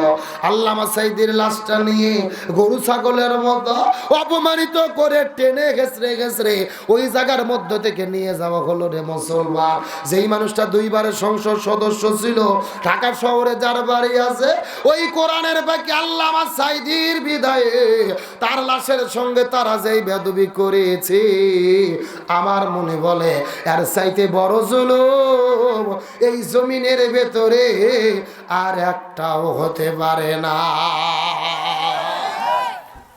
আমার বন্ধুগণ, মুসলমান ভাইরা গভীর মনোযোগ, আল্লামা সাঈদী বিদায় নিয়ে চলে গেছে, তাকে হত্যা করেছে পরিকল্পিতভাবে এই পর্যন্তই যদি থাকতো তাও মেনে নেওয়া যেত, কিন্তু আল্লামা সাঈদীর বিদায়ের পরে তার জানাজাটা বন্ধ করে দিল, তার কবরের চতুর্পাশে জিয়ারত করা বন্ধ করে দিল, তার লাশটার সঙ্গে যাই বেদবি করেছে। আমার মনে বলে আল্লাহ তাআলা সহ্য করে নাই রে, তারা আল্লামা সাঈদীকে 14ই আগস্টে হত্যা করলো, 15ই আগস্টে জানাজা বন্ধ করলো, আর আমার আল্লাহ তাআলা 5ই আগস্টে তাদেরকে দেশ থেকে ছাড়া করে দিল। এ কথা বলেন ঠিক কিনা? তার মানে আল্লামা সাঈদীকে হত্যা করে, তার লাশের সঙ্গে বেদবি করে তারা একটা বছরও ক্ষমতায় থাকতে পারলো না। এ মুরব্বি মুরব্বি করে মাঝখান থেকে মুরব্বি উঠলো, কারণ কি? মুরব্বি ওরে বাবা, শ্রোতারাগুলো তো দারুণ চালাক। আজ থেকে 3 মাস আগে আমাদের বাংলাদেশের একজন বক্তা মোস্তাক ফয়জি, ও এক মাহফিলে শুধু বলছে মুরব্বি মুরব্বি, মানে যাইয়েন না বসেন। মিডিয়ার ছেলে পেলে 30 সেকেন্ড কাটে এমন ভাবে ভাইরাল করছে, পুরো মিডিয়াতে শুধু মুরব্বি মুরব্বি জিকির চলতেছে। কতক্ষণ ঠিক কিনা? যারা যারা 2-1 উঠে যাচ্ছে, এরা যদি পেশাব করে জাগার মাল জাগাত ফেরত না আসে, তাহলে মনে করবেন ভেজাল আছে। আমার বন্ধুগণ, মুসলমান ভাইরা, গভীর মনোযোগ। আমি আপনাদের মতো কেন বললাম, ওই কোরআনের পাখি আল্লামা সাঈদীর বিদায় আসমান কান্না করেছে, জমিনটাও কান্না করেছে। এই কথা বলার পেছনে কারণটাকে গভীর মনোযোগ। এই বাংলাদেশের 54 বছরের রেকর্ড হলো, এই বাংলাদেশে ঠাকুরগাঁও যখন বৃষ্টি হয় তখন দিনাজপুরে হয় না, আবার দিনাজপুরে বৃষ্টি হলে রংপুরে হয় না, রংপুরে বৃষ্টি হলে ঢাকা চট্টগ্রামে হয় না। কিন্তু আল্লামা সাঈদীর বিদায়ের পরবর্তী 24 ঘন্টার ভেতরে পুরো বাংলাদেশের 64টা জেলার ভেতরে একই সঙ্গে গুড়ি গুড়ি গুড়ি গুড়ি গুড়ি গুড়ি গুড়ি বৃষ্টি নাজিল হয়েছে। এ ঠাকুরগাঁওয়ের মুসলমান, গভীর মনোযোগ। তার মানে আল্লামা সাঈদীর বিদায়ে আসমান কান্না করেছে। এই জায়গার মধ্যে শেষ নয় রে মুসলমান। আল্লামা সাঈদীকে যখন হত্যা করে জমিন থেকে বিদায় করে দেওয়া হলো, তার মাত্র 9 মিনিট পরে পুরো ঢাকার শহরটা ভূমিকম্পে কম্পিত শুরু হয়ে গেল। পুরো ঢাকা শহরটা কম্পন শুরু হলো, কাঁপা শুরু করে দিল। ঢাকা শহরের বিজ্ঞানীরা বড় আশ্চর্য হয়ে গেল, এই ভূমিকম্প শুরু হলো কোথায়, শেষ হলো কোথায়? এই কত রিক্টার স্কেলে এই ভূমিকম্পটা হলো। আল্লাহ তাআলা প্রমাণ করে দিল, আমার সাঈদীর বিদায়ে শুধু আসমান কান্না করে নাই রে, আল্লামা সাঈদীর বিদায়ে এই জমিনটাও কম্পন দিয়ে কান্না করেছে। এ ঠাকুরগাঁওয়ের মুসলমান, গভীর মনোযোগ। কিন্তু আল্লামা সাঈদীর কথা শোনার পরে শুধু চোখের পানি ফেলে কান্না করলে হবে না। আল্লামা সাঈদী সারা জীবন 2টা স্বপ্ন দেখেছে। জোরে বলেন কয়টা? আরো জোরে বলেন কয়টা? আল্লামা সাঈদী সারা জীবন 2টা স্বপ্ন দেখেছে। তার মধ্যে প্রথম নম্বর স্বপ্ন হলো, আল্লাহ আমার বিদায়ের আগে আপনি আমাকে শাহাদতের মৃত্যু দান করবেন, আমাকে শাহাদতের মৃত্যু দান করবেন। আমার মনে বলে 13 বছর তিনি জেলে বন্দী ছিল। ওই যে আপনার ডাক্তারেরা শরীরের ভেতরে ইনজেকশনে বিষ প্রয়োগ করে জমিনের মধ্যে থেকে বিদায় করে দিল। আমার মনে বলে এর ওসিলা করে আল্লাহ তাকে শাহাদতের মৃত্যু দান করবে। আর আল্লামা সাঈদীর 2 নম্বর স্বপ্ন ছিল, আল্লাহ আপনি আমাকে ততক্ষণ পর্যন্ত মৃত্যু দেবেন না যতক্ষণ না পর্যন্ত বাংলাদেশে কোরআনের রাষ্ট্র কায়েম হয়। এই বাংলার জমিনে যতদিন কোরআনের রাষ্ট্র কায়েম না হয় ততক্ষণ পর্যন্ত আমাকে মৃত্যু দেবেন না।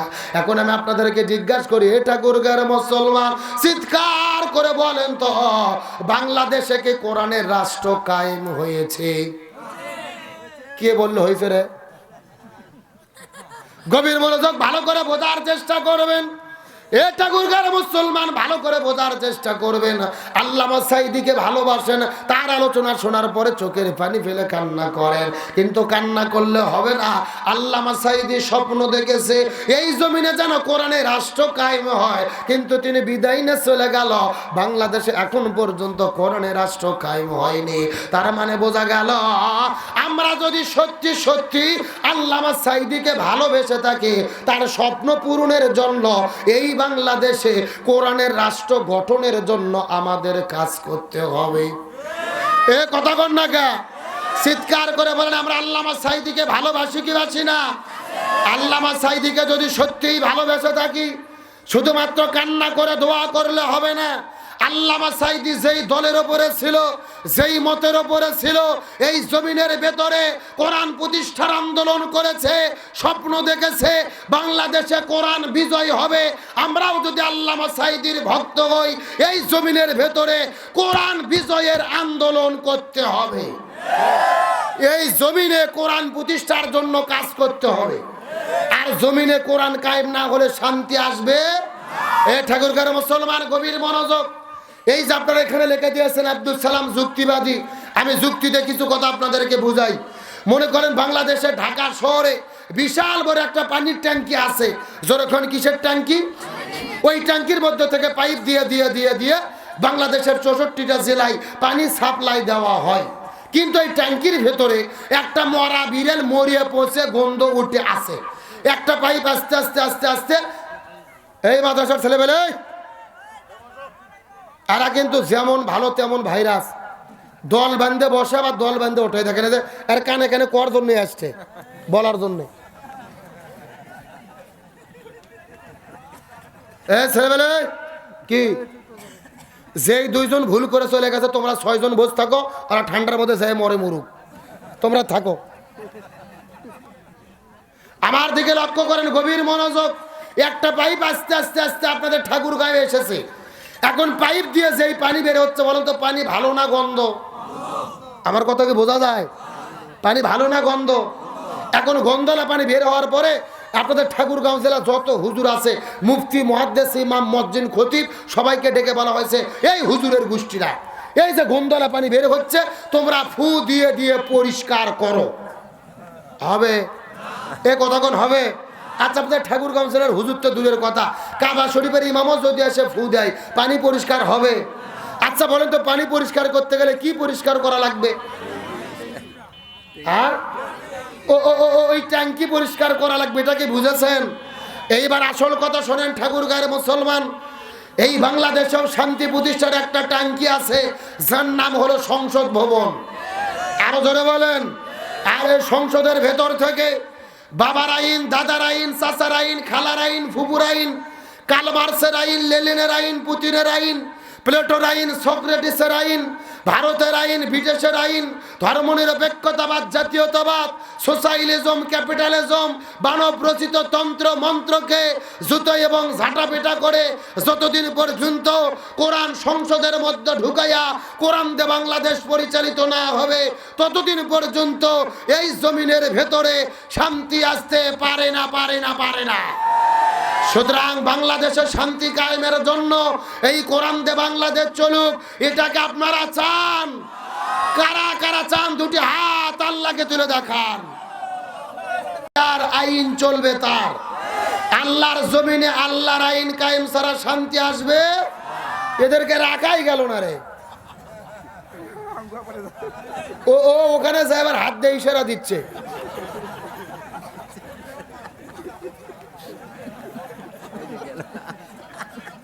আলোচনা কি চলবে? এ কতক্ষণ চলবে? মনে রাখেন, পালিয়ে যাওয়া হলো স্বৈরাচারের লক্ষণ। এ কতক্ষণ না কে? হাসিনা বলেছিল পালাবো না, শেখের বিটি পালাই না, পরের দিনেই তিনি পালিয়ে গেল। কতক্ষণ ঠিক কিনা? পালাবো না, যাই না কবু দেখা, তাদের সারা দেশটা কেমন লাগে ফাঁকা ফাঁকা। পালাবো না, যাই না কবু দেখা, তাদের সারা দেশটা কেমন লাগে ফাঁকা ফাঁকা। এ শূন্যস্থান পূরণ বোঝেন না? জোরে লাগে ফাঁকা, আরো জোরে লাগে ফাঁকা। আইন মন্ত্রী আটকে গেল আইনেরও ফাঁকে, দাড়ি সারা দরবেশের ভণ্ড ভণ্ড লাগে।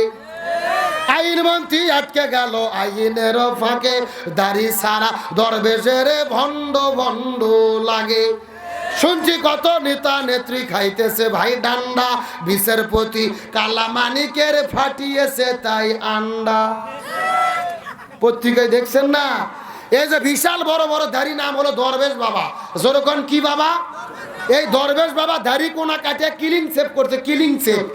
একেবারে তেল তেলা করে আইনমন্ত্রীর সাথে করে নিয়ে পালাতে গেছে। আল্লাহর কি খেলা, প্রশাসনের ভাইরা আইনমন্ত্রীকে ধরে ফেলেছে। আইনমন্ত্রী বলতেছে, স্যার আমাকে একা কেন ধরলেন? এই যে ধরবেন বাবা আছে জামাত আর বিএনপির লোক যদি ধরা পড়ে, এরা চিন্তা করে আমরা ধরা পড়ছি আমাদের অন্য কর্মী যেন ধরা না পড়ে। আর এরাই এমন দল করে, ওরা চিন্তা করে মিলেমিশেই ডিম থেরাপি খায়। আর ওই বিচারপতি কালামানিক ছিল, চেনেন না? একমাত্র আল্লামা সাঈদীকে যিনি ফাঁসি রায় দিয়েছিল, বিচারপতি কালামানিক টকশো থেকে গরম গরম বক্তব্য দিত, সাঈদীকে কেন ফাঁসি দেওয়া হলো না, রাজাকারকে কেন ফাঁসি দেওয়া হলো না। আল্লাহর কি খেলা, স্বৈরাচার হাসিনা পালিয়ে যাওয়ার পরে 15,000 টাকা দিয়ে কালামানিক নৌকা ভাড়া করছে। কি ভাড়া করছে? নৌকা ভাড়া করে ছেলের দিয়ে তিনি ভারতে পালিয়ে যাবে। যেই লোক 15,000 টাকা দিছে, ওই লোক টাকা 15,000 গুনে নিয়ে ময়নাক জনগণক ধরে দিতে। আর জনগণ ধরে এমন হাদিয়ে দিয়েছে, আমাদের এলাকায় ছোট বাচ্চাকে সুন্নতি খাতনা করে যেরকম কলার পাতা ছুঁয়ে রাখায়, ওই রকম ময়নাক শুয়ে রাখছে। কথা কর না কে? আর পরের দিনে আদালত নিয়ে যাইয়ে এমন হাদিয়ে দেশে ভাই, বিচারপতি কালামানিক আছে কিন্তু কালামানিকের কোনো বিসি নেই। আইনমন্ত্রী আটকে গেল আইনের ফাঁকে, দাড়ি সারা দরবেশের ভণ্ড ভণ্ড লাগে। শুনছি কত নেতা নেত্রী খাইতেছে ভাই ডান্ডা, বিচারপতি কালামানিকের ফাটিয়েছে তাই আন্ডা। পলকের ঝলক গেল থামিয়া নেটের চাকা, তাদের সারা দেশটা কেমন লাগে ফাঁকা ফাঁকা। পালাবো না যাই না কবু দেখা, তাদের সারা দেশটা কেমন লাগে ফাঁকা। কই গেল সেই সংসদেতে মমতাজের গান, কোথায় গেল হযরত বলা স্বামী মুসমান। ইনু মিনুর দীপু মনি আছে কারাগারে, পাপ করিলে পাপ কখনো ছাড়ে কি আর তারে। কোথায় গেল এ সালমের কোটি কোটি টাকা, তাদের সারা দেশটা কেমন লাগে ফাঁকা ফাঁকা। পালাবো না যাই না কবু দেখা, তাদের সারা দেশটা কেমন লাগে ফাঁকা। পালাবো না যাই না কবু দেখা, তাদের সারা দেশটা কেমন লাগে ফাঁকা ফাঁকা। আলোচনা কি চলবে? কারা কারা চলবে? দুটো হাত আল্লাহকে তুলে দেখাই, লিল্লাহে তাকবীর। আজকের মাহফিল লিল্লাহে তাকবীর। কেরে যুবক ছেলেবেলে এরা কারা? একবার যায় একবার আসে, এরা কারা? কোথা থেকে এলো? মানে ঝিরঝির করতেছে, একবার আসে আর একবার যায়। এ কথা কর না কে? এরা দেখবেন সিনেমার হলে গেলে কিন্তু ওঠে না, 3 ঘন্টা সিনেমা দেখে, পেশাব লাগলে ওঠে না, সিপি মেরে বসে থাকে। তাহলে সিনেমার হলে যদি ওঠা না লাগে, মাহফিলের মতো কেন এত ওঠাউটি করা লাগবে? আজকে দেখলাম ভারতের ভেতরে নতুন এক সিনেমা নামছে, পুষ্পা না কি যেন নাম। একটা প্রেমিক তাকে সিনেমার হলে যেতে দেয়নি, এই জন্য প্রেমিকা ছাদের উপরে চড়ে লাফ দিয়েছে আত্মহত্যা করার জন্য। জোরেকন সুবহানাল্লাহ। কি এ জোরেকন নাউজুবিল্লাহ। পুষ্পা সিনেমা প্রেমিক দেখতে দেবে না, প্রেমিকা ছাদের উপরে উঠে আত্মহত্যা করার জন্য লাফ দিয়েছে। আমার তো মনে বলে মরার সাথে সাথে জান্নাত নাকি? কথা কয় না, মরার সাথে কি? সিনেমার যেদিন উদ্বোধন হবে, এত ভিড়, পায়ের তলে পড়ে পদদলিত হয়ে একজন মারা গেল। সিনেমার হলে মানুষের জায়গা দেওয়া যায় না, আর কোরআনের মাহফিলে শ্রোতা খুঁজে পাওয়া যায় না। এ কথা কর না কে? এগুলো কি ভালো আলামত না খারাপ আলামত? এই জন্য যুবকদেরকে বলি, সিনেমার জন্য পাগল হয়েও না, নায়ক নায়িকা গায়ক গায়িকার জন্য পাগল হয়েও না, কোরআনের জন্য পাগল হও, জান্নাত তোমার যাওয়া ওসিলা হয়ে যাবে। আলোচনা কি চলবে? কথা বলেন চলবে? তাহলে চিৎকার করে বলেন, খাজার জানাজার শর্ত কয়টা? আরো জোরে বলেন। আমি আপনাদেরকে অবশ্যই বলবো, তবে অনুমতি যদি দেন মহিলাদের জন্য 2 মিনিট কিছু বলবো। বলার দরকার আছে না নাই? আমার প্রিয় বন্ধুগণ, মুসলমান ভাইরা গভীর মনোযোগ। রাত 12টা বাজতে 15 মিনিট বাকি আছে। 15টা মিনিট কথাগুলো ভালো করে বোঝার চেষ্টা করেন। আমার নবীজি মিরাজের রজনীতে সর্বপ্রথম জান্নাতটা পরিভ্রমণ করতে গেল। ওই জান্নাতের মধ্যে থেকে বের হওয়ার পরে যখন জাহান্নামে চলে গেল, ওই জাহান্নামে যাওয়ার পরে লক্ষ্য করে দেখে হাজার হাজার মহিলাদেরকে ফেরেশতারা আগুন দিয়ে দাউ দাউ দাউ দাউ করে জ্বালাইয়া দিচ্ছে। এই মহিলাগুলো চিৎকার করে চেঁচামেচি করতেছে, আর ওই মহিলাদের মাথার উপরে কিছু কাকগুলো বসে থেকে তাদের মাথার মগজগুলো ঠুকুরে ঠুকুরে ঠুকুরে ঠুকুরে খাচ্ছে। আমার নবীজি দৃশ্য দেখার পরে মন খারাপ করলেন। জিবরাইলকে ডাকতে বলে, জিবরাইল এই মহিলাগুলো কারা বলো তো? আল্লাহ তাআলা জাহান্নামের মধ্যে কেন তাদেরকে আগুন দিয়ে পুরাই দিচ্ছে বলো তো? জিবরাইল বলে, ইয়া রাসূলুল্লাহ, মনের মধ্যে কষ্ট নেবেন না, আপনার উম্মতের ভেতরে অধিকাংশ মহিলারা জাহান্নামে যাবে। অধিকাংশ মহিলাগুলো যাবে কোথায়? এই কথা শোনার পরে নবীজির মনটা খারাপ হয়ে গেল। নবীজি জিজ্ঞাসা করে বলে, হে ভাই জিবরাইল, অধিকাংশ মহিলা জাহান্নামের মধ্যে যাবে, এর পেছনে কারণটা কি বলো তো দেখি। জিবরাইল বলে, ইয়া রাসূলুল্লাহ, অধিকাংশ মহিলা জাহান্নামের ভেতরে যাবে, এর পেছনে কারণ হলো দুইটা। জোরে বলেন কয়টা? আরো জোরে। কোন দুইটা কারণে মহিলারা জাহান্নামে যাবে আমাদের জানার দরকার আছে না নাই? রাসূল বলে, জিবরাইল বলে দাও কোন দুইটা কারণে মহিলারা জাহান্নামে যাবে। জিবরাইল বলেন, ইয়া রাসূলুল্লাহ, তার মধ্যে প্রথম নম্বর প্রকার হলো এই দুনিয়ার ভেতরে যেই মহিলাগুলো পর্দা করে না, শরীরের আজরা পাজরা বের করে বেপর্দা অবস্থায় রাস্তাঘাটে ঘুরে বেড়ায়, পর্দার বিধান মেনে চলে না, এই মহিলাগুলো জাহান্নামের মধ্যে যাবে। তার মানে বোঝা গেল বেপর্দা নারী যারা জাহান্নামে যাবে তারা এ শূন্যস্থান পূরণ বোঝেন না। বেপর্দা নারী যারা, কেরে পর্দার মিছিল করতে গিয়ে ভয় লাগতেছে, এমন একটা সাউন্ড দেয় মহিলাদের প্যান্ডেল পর্যন্ত যান যায়। জোরে, বেপর্দা নারী যারা, আরো জোরে বলেন, বেপর্দা নারী যারা। এখন বলেন তো ঠাকুরগাঁও জেলার বেপর্দা নারী আছে না নাই? আমি কি কিছু বলবো? ঠাকুরগাঁও জেলার মা বন্ধের ধরন বলিতে লাগে শরম। সকাল বেলা, আরে সকাল বেলা বরকা পরে, বিকেল বেলা ওড়না নাই, দাদা ভাই ডিজিটাল দেশ বুঝি এটাই। কথা কন না গা? দেখবেন সকালে এমন ভাবে বরকা পরে সেনার কোনো বুদ্ধি, আর বিকেলে বরকা তো দূরের কথা, শরীরে ওড়না পর্যন্ত দেয় না। আর ওড়না যদি দেয় আমার দিকে তাকারে দেয়, তাকান তাকান এরকম শুধু পেঁচাই পেঁচাই একেবারে পেঁচে পেঁচে দড়ির মতো সেকন করে করে গলার মধ্যে দিয়ে পেছন দিক দিয়ে ফেলে দেয়। আছে না নাই? আচ্ছা বলেন তো পেছনে ঢাকার কি কিছু আছে? এগুলো পর্দা না বাটপারি? আরে নারীগুলো ঘরের স্বামীর সেবা করে, এখন উল্টো দেখি নারীরা সব স্বামীকে ধরে মারে। ঠিক এ কারা কারা বইয়ের হাতে মার খাচ্ছেন হাত উঠান তো দেখি। একজন রে, না না অবশ্যই সমস্যা আছে, তবে হাসেন না। ওই শুধু একা না ভাই, অধিকাংশ স্বামী দিনে কিংবা রাতে মার খাইয়ে বসে আছে, কিন্তু লজ্জাতে বলে না। কিন্তু আমাদের দেশে যেরকম স্বামীকে মারা বউ আছে, একই রকম ভাবে বউকে মারা স্বামী আছে না নাই? এমনও স্বামী আছে বউ গরুর মতো পিঠে। জোরে বলেন কিসের মতো? হাতের মধ্যে একটা লাঠিনে বউ মারা শুরু করছে, বলছে তুই আব্বা না বলা পর্যন্ত তোর মার বন্ধ হবে না। বউ মার সহ্য করতে না পারে বলছে আব্বা। পরের দিন ওই শয়তান হুজুরে ফোন দিয়ে বলতেছে, হুজুর বউ তো আব্বা বলছে, ফতুয়া কি? আমি বললাম ফতুয়া পরে, আগে তোর বাটাম ফাটাতে হবে। তার কারণ বলেন তো বউ কি মারা যাবে? কে বলে মারা যাবে না? বউকে কখন কখন মারা যাবে আমি কি হাদিস থেকে বলবো? না রাগ করতেছেন মনে হয় না?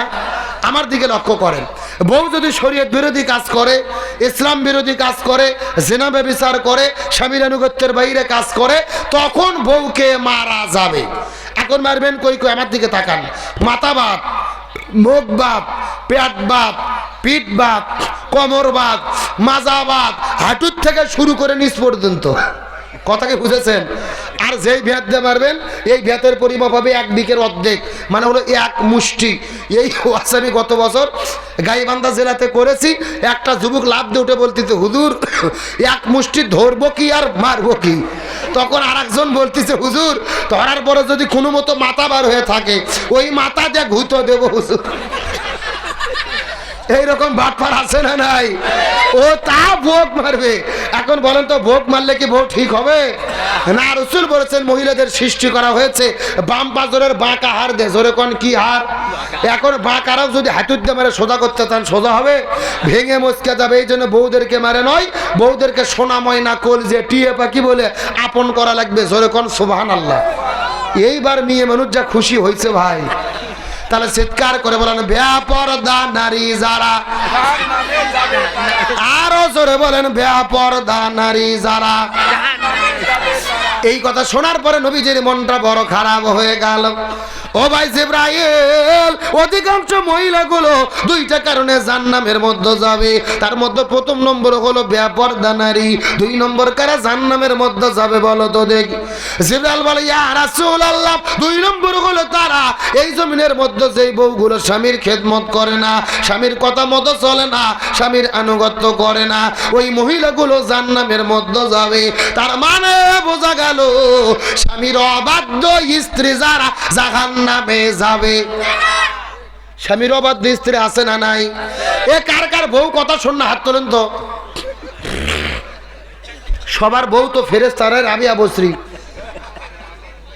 শোনেন গভীর মনোযোগ, বর্তমানে বাংলাদেশের বউদের যে অবস্থা ভাই, বউ যদি স্বামী যদি বউয়ের সব কথা শোনে তাহলে দেখবেন বউ বলে আমার স্বামী সোনা ময়না কোল দিয়ে কথা কর না কে।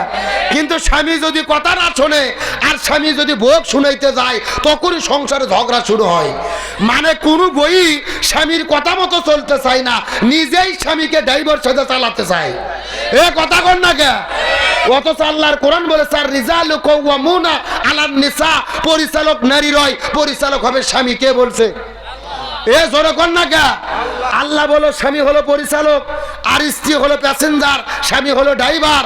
আর আমার দেশের বইয়েরা নিজেই ড্রাইভার সাজতে চায়। কিন্তু আল্লাহর কোরআনের বিপরীতে গেলে বিপদ আছে না নাই? মেয়ে মানুষ এমন একটা জিনিস, ওদেরকে গাড়ির ড্রাইভারি দিয়ে যদি একবার টিয়ারিং ছেড়ে দেন আর জীবনে ওই চেয়ার ছাড়বে না। গত 16 বছর হাসিনাকে দেখলেন না? মেয়ে মানুষের এমন জিনিস, একবার যদি চেয়ার পেয়ে যায়, ক্ষমতা পেয়ে যায়, ছাড়তে চায়। মানে এদের ক্ষমতার প্রচুর লোক, একেবারে মনে করেন গ্লুকোজের আটার মতো লেগে থাকে। এ কথা কর না কে। এই জন্য গভীর মনোযোগ, পরিচালক হতে হবে ছেলে। ওই আমেরিকার লোকজন আমাদেরকে বলে নারী ক্ষমতায়ন করো, নারীদেরকে ক্ষমতা দাও। অথচ আমেরিকার লোক নারী ভোট দেয় না, ওই পাগলা ডোনাল্ড ট্রাম্পকে রাষ্ট্রপতি বানায়। কথা কর না কে। আর একটা মহিলা প্রার্থী ছিল কমলা হ্যারিস, নায়িকার মতো সুন্দরী, কিন্তু ওই আমেরিকার কোনো লোক ওকে ভোট দেয়নি। ডোনাল্ড ট্রাম্প পাগলামো করে, তাও পাগলা কি ভোট দিল। ওরাও বুঝে দিল ডোনাল্ড ট্রাম্প পাগল হলে তাও ভালো, ও হলে ছেলে, কোনো নারীর হাতে ক্ষমতা দেওয়া যাবে না। আমেরিকার লোক বোঝে রে, আর আমরা 90% মুসলমান বুঝি না। কথা কর না কা। এই জন্য শপথ নিতে হবে বাংলাদেশে আগামী ভবিষ্যতে আর কোনো নারী যেন ক্ষমতায় যেতে না পারে। সে পাগল হোক, ছাগল হোক, মূর্খ হোক, ছেলে মানুষ প্রধানমন্ত্রী হোক, আর আমরা কোন মহিলা প্রধানমন্ত্রী চাই না। আমার কথার সঙ্গে কি একমত? এ জোরে বলেন একমত। মেয়ে মানুষ এমন জিনিস, ও নিজে তো ফকিরনি আছে না, ফকিরনি চেনেন না? আচ্ছা মেয়ে মানুষ যারা ভিক্ষা করে এদেরকে কি বলে? ফকিরনি। আর ছেলে যারা ভিক্ষা করে এরা কি? ফকির। আর হলো ফকিরনি। একটা ফকিরনি গেছে গ্রামের মধ্যে ভিক্ষা করতে, যায় দেখে শাশুড়ি আর বেটার বউ লাগছে ঝগড়া। শাশুড়ি কিন্তু চাল ডাল কম দেয়, সংসারের প্রতি টান বেশি। বেটার বউয়ের কাছে যে চাল চাইছে ও রাগ করে 1 কোটো চাল নিয়ে এসে দিয়েছে ঢেলে।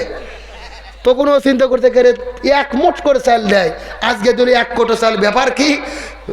পুত্রবধূ আর শাশুড়ি লাগছে ঝগড়া। ও 1 কোটো চাল নিয়ে পুরো পাড়া ঘুরতিছে আর বলতিছে বেটার বউ আর শাশুড়ির কি হলো, আমাকে 1 কোটো চাল দিল। কথা কি বোঝেন নাই?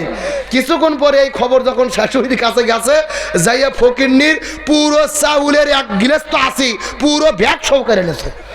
বলছে আমার বেটার বউ ঝগড়া করে তোকে চাল দিতে ব্যাগ ভরে, তুই সব নিয়েছিস মানে? চালটা নিয়ে নিল। তার মানে যেই ফকিরনি ঝোলার চাল পর্যন্ত সামলাতে পারে না, তারা দেশ সামলাবে কেমনে? এ কথা কর না কে? গত 16 বছরে করছেও তাই, তারা দেশ সামলাতে পারেনি। পুরো দেশ স্বৈরাচার হাসিনা ওই ভারতের হাতে তুলে দিয়েছে, আর দিয়ে শেষ পর্যন্ত স্বামীর দেশেই পালিয়ে যেতে বাধ্য হলো। বুবু গো তুমি কি করিলা, পেছনের ওই দরজা দিয়া কেমনে পালাইলা? বুবু গো একটু জোরে কোন, জোরে কোন, জোরে কোন। বুবু গো তুমি কি করিলা, পেছনের ওই দরজা দিয়া কেমনে পালাইলা? বুবু গো ঠিক না বললে কত হবে না? জোরে ঠিক, জোরে ঠিক। পিলখানায় ওই মরল সেনা তোমার আগমনে, হুকুমদাতা ছিলে তুমি সকলে তা জানে। বুবু গো তোমার অভিনয়টা বেশ, উন্নয়ন দেখাইয়া জাতি সবই করলে শেষ।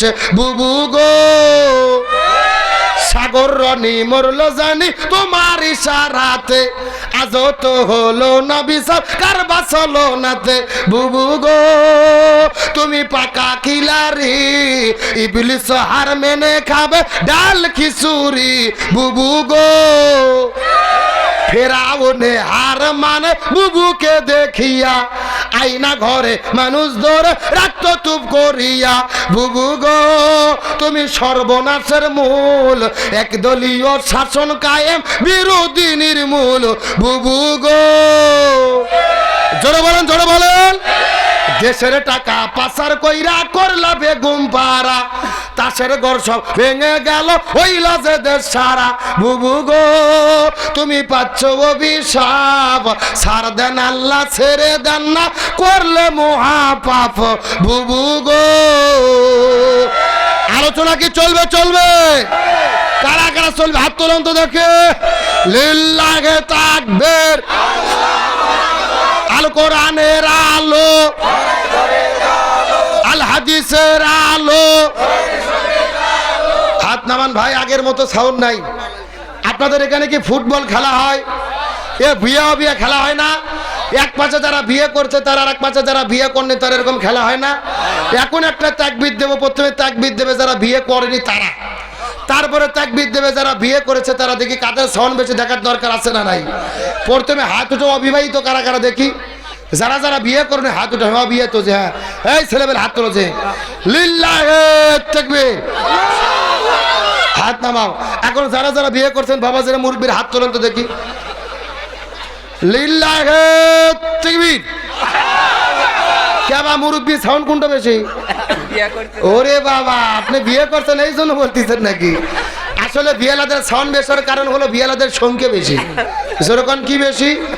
এখন বিয়ে সবাই মিলে সাথে যদি একটা তাকবীর দেই, সাউন্ড কম হবে না বেশি হবে? সবাই মিলে এমন একটা তাকবীর দেবো, আশেপাশে কোনো সার পোকা, তেলা পোকা, উই পোকা, ইসলাম বিদ্বেষী শক্তি যদি থাকে ওদের অন্তরের জন্য কাঁপনি সৃষ্টি হয়। রাজি আছেন? দেখি সবাই একটু টান টান হাত তুলুন তো দেখি সবাই। হ্যাঁ উঠান উঠান, জি একটু হাতগুলো নাড়াচাড়া করেন তো দেখি ঘুম ছাড়ুক। যে আলহামদুলিল্লাহ, এখন হাতগুলো মুষ্টি করেন, মুষ্টি। হ্যাঁ লিল্লাহে তাকবীর, আল কোরআনের আলো, সংসদে জালো, সারা বাংলায় জালো, দুনিয়ার মুসলিম ইসলামের শত্রুরা লিল্লাহে তাকবীর। আলহামদুলিল্লাহ ভাই, আমার কলিজা ঠান্ডা হয়ে গেছে। রাত বাজছে কাটাই কাটাই 12টা, আর আপনাদের চোখের দিকে চেয়ে মনে হচ্ছে সন্ধ্যে 7টা বাজে। এ কথা কর না কে? রাত 12টা কোন দিক দিয়ে বেজে গেল আমরা বুঝতেই পারিনি। আমার মন বলতেছে আজকের মাহফিল আল্লাহর দরবারে কবুল হয়ে গেছে। আমিন কোন? আমি গত এক সপ্তাহে মাহফিল করেছি ঝাড়বাড়িতে, বিশাল বড় মাহফিল, প্রায় 20-30 হাজার মানুষ। তারপরে মাহফিল করলাম দেবীগঞ্জে, এই যে একটা শ্রোতা আছে, দেবীগঞ্জে করেছি, এই দিকে বোদাতে করেছি, ভুল্লিতে করেছি। এর চাইতে বড় বড় প্যান্ডেল লোকে ভরা থাকে।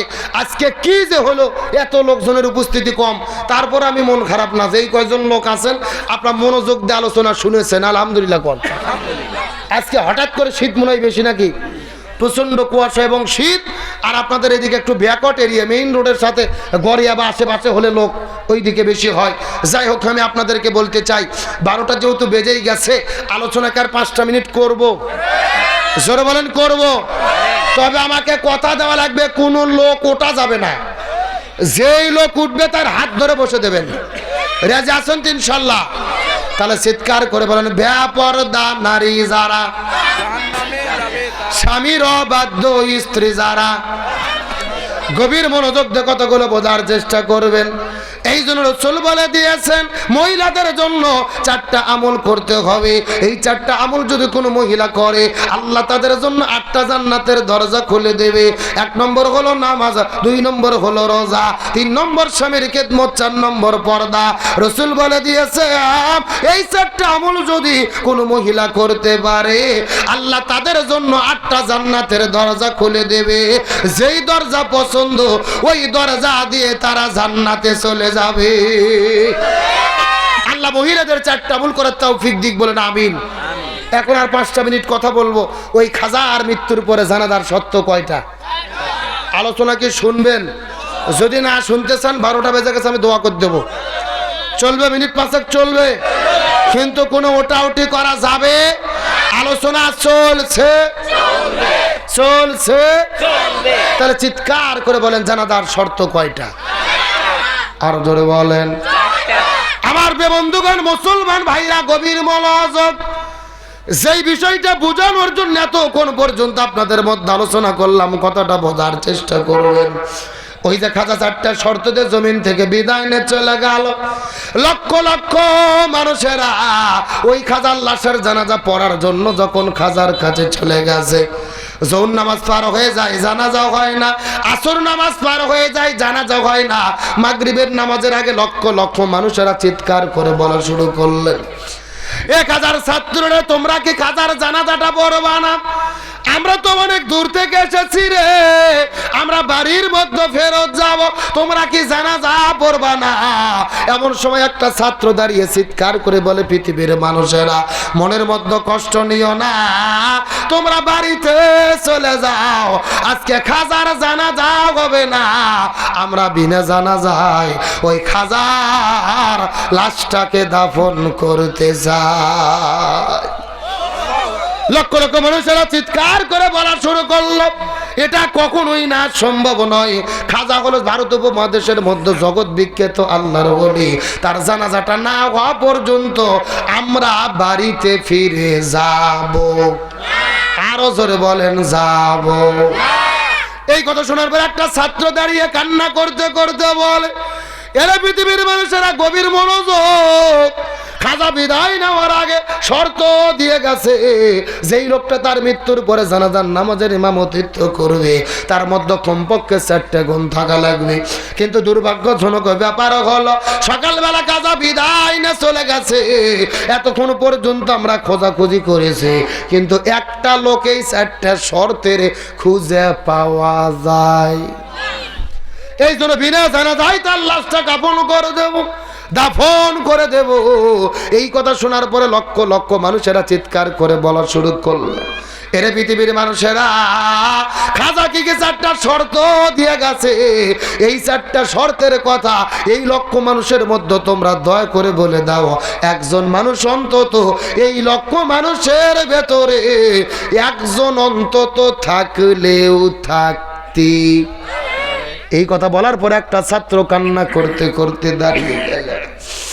এ পৃথিবীর মানুষেরা, গভীর মনোযোগ। তোমাদের মধ্যে এমন কি কোনো মানুষ আছে নাকি রে, যেই মানুষের মধ্যে 4টে গুণ পাওয়া যাবে? প্রথম নম্বর গুণ হলো 40 বছর ধরে জামাতে ফরজ নামাজ আদায় করেছে। 2 নম্বর গুণ হলো 40 বছর ধরে তাহাজ্জুদ নামাজটা মিস করে নাই। 40 বছর ধরে আসরের আগে 4 রাকাত সুন্নাতটাও ছাড়ে নাই। জীবনে কোনোদিন কোনো মেয়ের দিকে ইচ্ছে করে তাকায় নাই। যখন আবার তার নজর চলে গেছে, সঙ্গে সঙ্গে নজরটা ফিরায়া নিয়েছে। এই 4টে গুণের যদি লোক পাওয়া যায়, ওই লোকটা নামাজের ইমামতিত্ব করবে। আর 4টে গুণের লোক যদি খুঁজা না পাওয়া যায়, তাহলে জানাজা হবে না। বিনা জানাজায় লাশটাকে দাফন করে দেওয়া হবে। এই কথা বলার পরে লক্ষ মানুষেরা কান্না করা শুরু করলেন। লক্ষ লক্ষ মানুষেরা একজন আর একজনের মুখের দিকে তাকায়, আর একজন মুখের দিকে তাকায়। সবাই নিজেদেরকে আসামির কাঠ গড়াই দাঁড় করাইস। এই লক্ষ মানুষের ভেতরে এমন একজনও কি খুঁজে পাওয়া যাবে না রে যেই মানুষের মধ্যে 4টে গুণ থাকবে আর যেই মানুষটার ইমামতিতে নামাজটা আদায় হবে। কিন্তু দুর্ভাগ্যজনক ব্যাপার হলো মাগরিবের নামাজ পার হয়ে যায়, জানাজা হয় না। এশার নামাজ পার হয়ে যায়, জানাজা হয় না। রাতের যখন 9টা 10টা বেজে গেল, একটা ছাত্র মাদ্রাসা থেকে বের হওয়ার পরে 4 জন ছাত্রকে সঙ্গে করে নিয়ে কান্না করতে করতে করতে আস্তে করে যখন খাটুনির কাছে চলে গেছে, 4 জন মিলে খাটুনিটা ধরার পরে কাদের ওপরে খাটুনিটা নিয়ে রওনা করা শুরু করে দিলে। আর লক্ষ মানুষের মতো বলে দিলেন, তোমরা বাড়ির মধ্যে চলে যাও, খাজার জানাজা হবে না, খাজার জানাজা হবে না। এই 4 জন ছাত্র কান্না করতে করতে যখন লাশটা নিয়ে আস্তে আস্তে আস্তে আস্তে সামনের দিকে চলে যায়, লক্ষ মানুষেরা কান্না করে। এমন সময় দেখা যায় এই লক্ষ মানুষের ভেতরে পিছন দিক থেকে কে যেন চিৎকার করে বলে, এরে পৃথিবীর মানুষেরা রে, তোমরা খাজার লাশটা নিয়ে যেও না। তার কারণ হলো আজকে জানাজার ভেতরে, খাজার জানাজার নামাজের ভেতরে আমি ইমামতিত্ব করতে চাই। লিল্লাহি তাকবীর।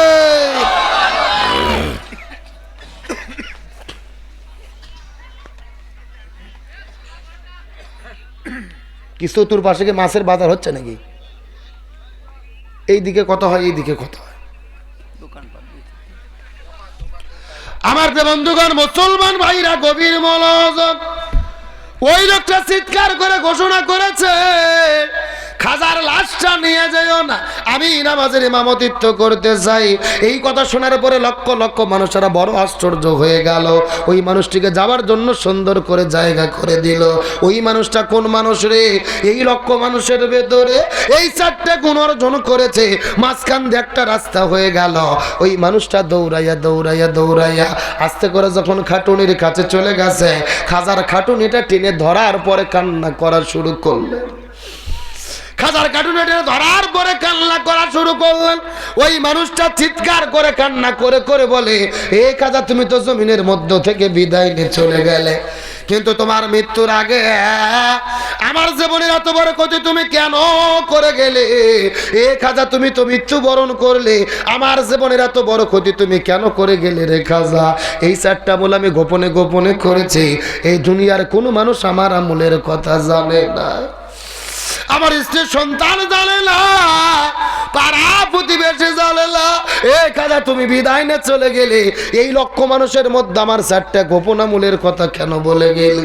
এই লক্ষ মানুষ তোমার আমলের কথা জেনে গেল। আগামীকালকে সকালবেলা থেকে আমি যখন রাস্তা দিয়ে হেঁটে হেঁটে হেঁটে হেঁটে হেঁটে হেঁটে বেড়াবো, এই মানুষগুলো আমাকে ধরে ধরে প্রশংসা করবে, তুমি তো লক্ষ লক্ষ মানুষের মধ্যে সেরা হয়েছ, কেউ গুণ অর্জন করতে পারেনি, তুমি তো পেরেছ। এই কথা বলে বলে যখন আমার প্রশংসা করবে, শয়তান তো বসে থাকবে না, অন্তরের মধ্যে আমাকে কুমন্ত্রণা দিতে থাকবে, বলবে তারা তো সত্যি বলেছে রে, তুমি তো অবশ্যই সত্য সত্যই সেরা হয়েছ। শয়তান যদি মনে কুমন্ত্রণা দেয় আর আমার মনে যদি অহংকার জাগে, রাসূল বলেছে ইবাদত করার পরে যদি কেউ বিন্দু মাত্র অহংকার করে, ওই অহংকার করার কারণে আল্লাহ তার জীবনের ভেতরের সমস্ত আমলগুলোকে বরবাদ করে দিবে। এখানে তুমি তো জমিন থেকে বিদায় নিয়ে চলে গেলে, আমার জীবনের এত বড় ক্ষতি তুমি কেন করে গেলে রে? আমার গোপন আমলের কথা কেন মানুষের মধ্যে বলে দিয়ে গেল? এই বলে বলে কাটুনি ধরে ধরে ধরে ধরে ধরে ধরে ধরে ধরে ধরে যখন চিৎকার করে কান্না করে, লক্ষ লক্ষ মানুষেরা ডাক দিয়ে বলে, ভাই গভীর রাত হয়ে গেছে, আপনি যেহেতু হাত তুলেছেন, দয়া করে নামাজের জন্য দাঁড়ান, আমরা নামাজটা শেষ করে বাড়িতে চলে যাব। এই লোকটা কান্না করতে করতে নামাজের জায়গায় দাঁড়িয়ে গেল। চতুর্দিক থেকে লক্ষ লক্ষ মানুষেরা তার পেছন দিক থেকে নামাজের জন্য দাঁড়ালো। ছাত্রগুলো হাউমাউ করে পাগলের মতো কান্না করে।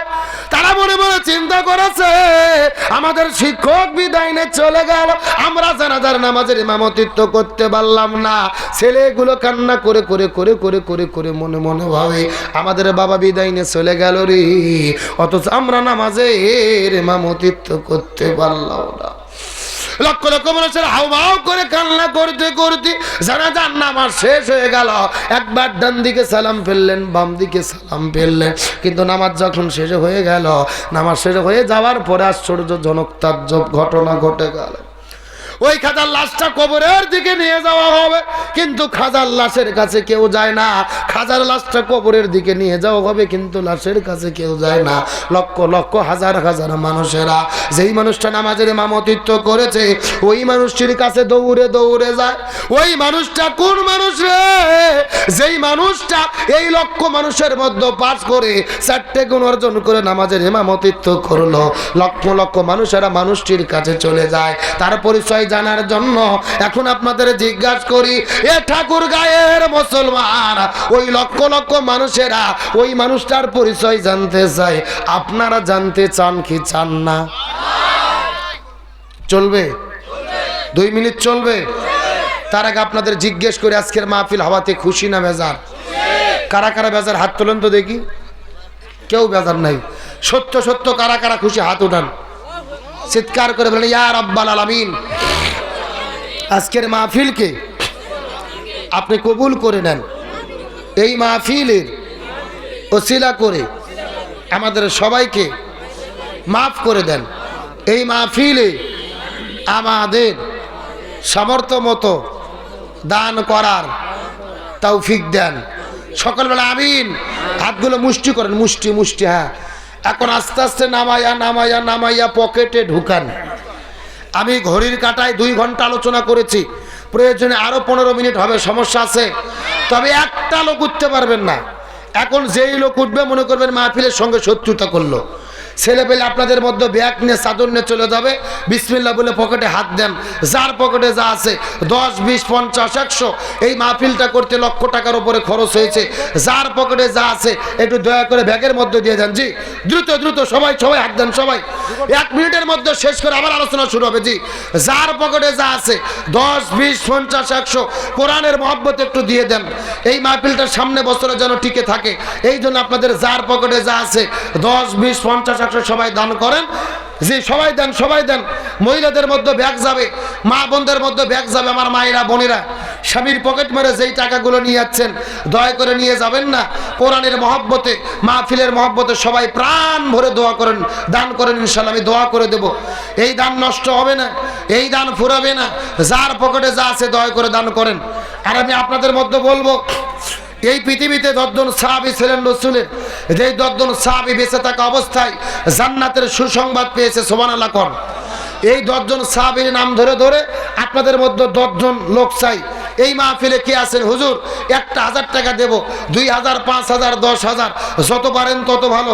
কমপক্ষে একটা করে 1000 টাকা পারলে আজকে নগদে দেবেন, না হলে কাগজে বাকিতে লিখে দেবেন, আগামীকালকে দিয়ে দেবেন।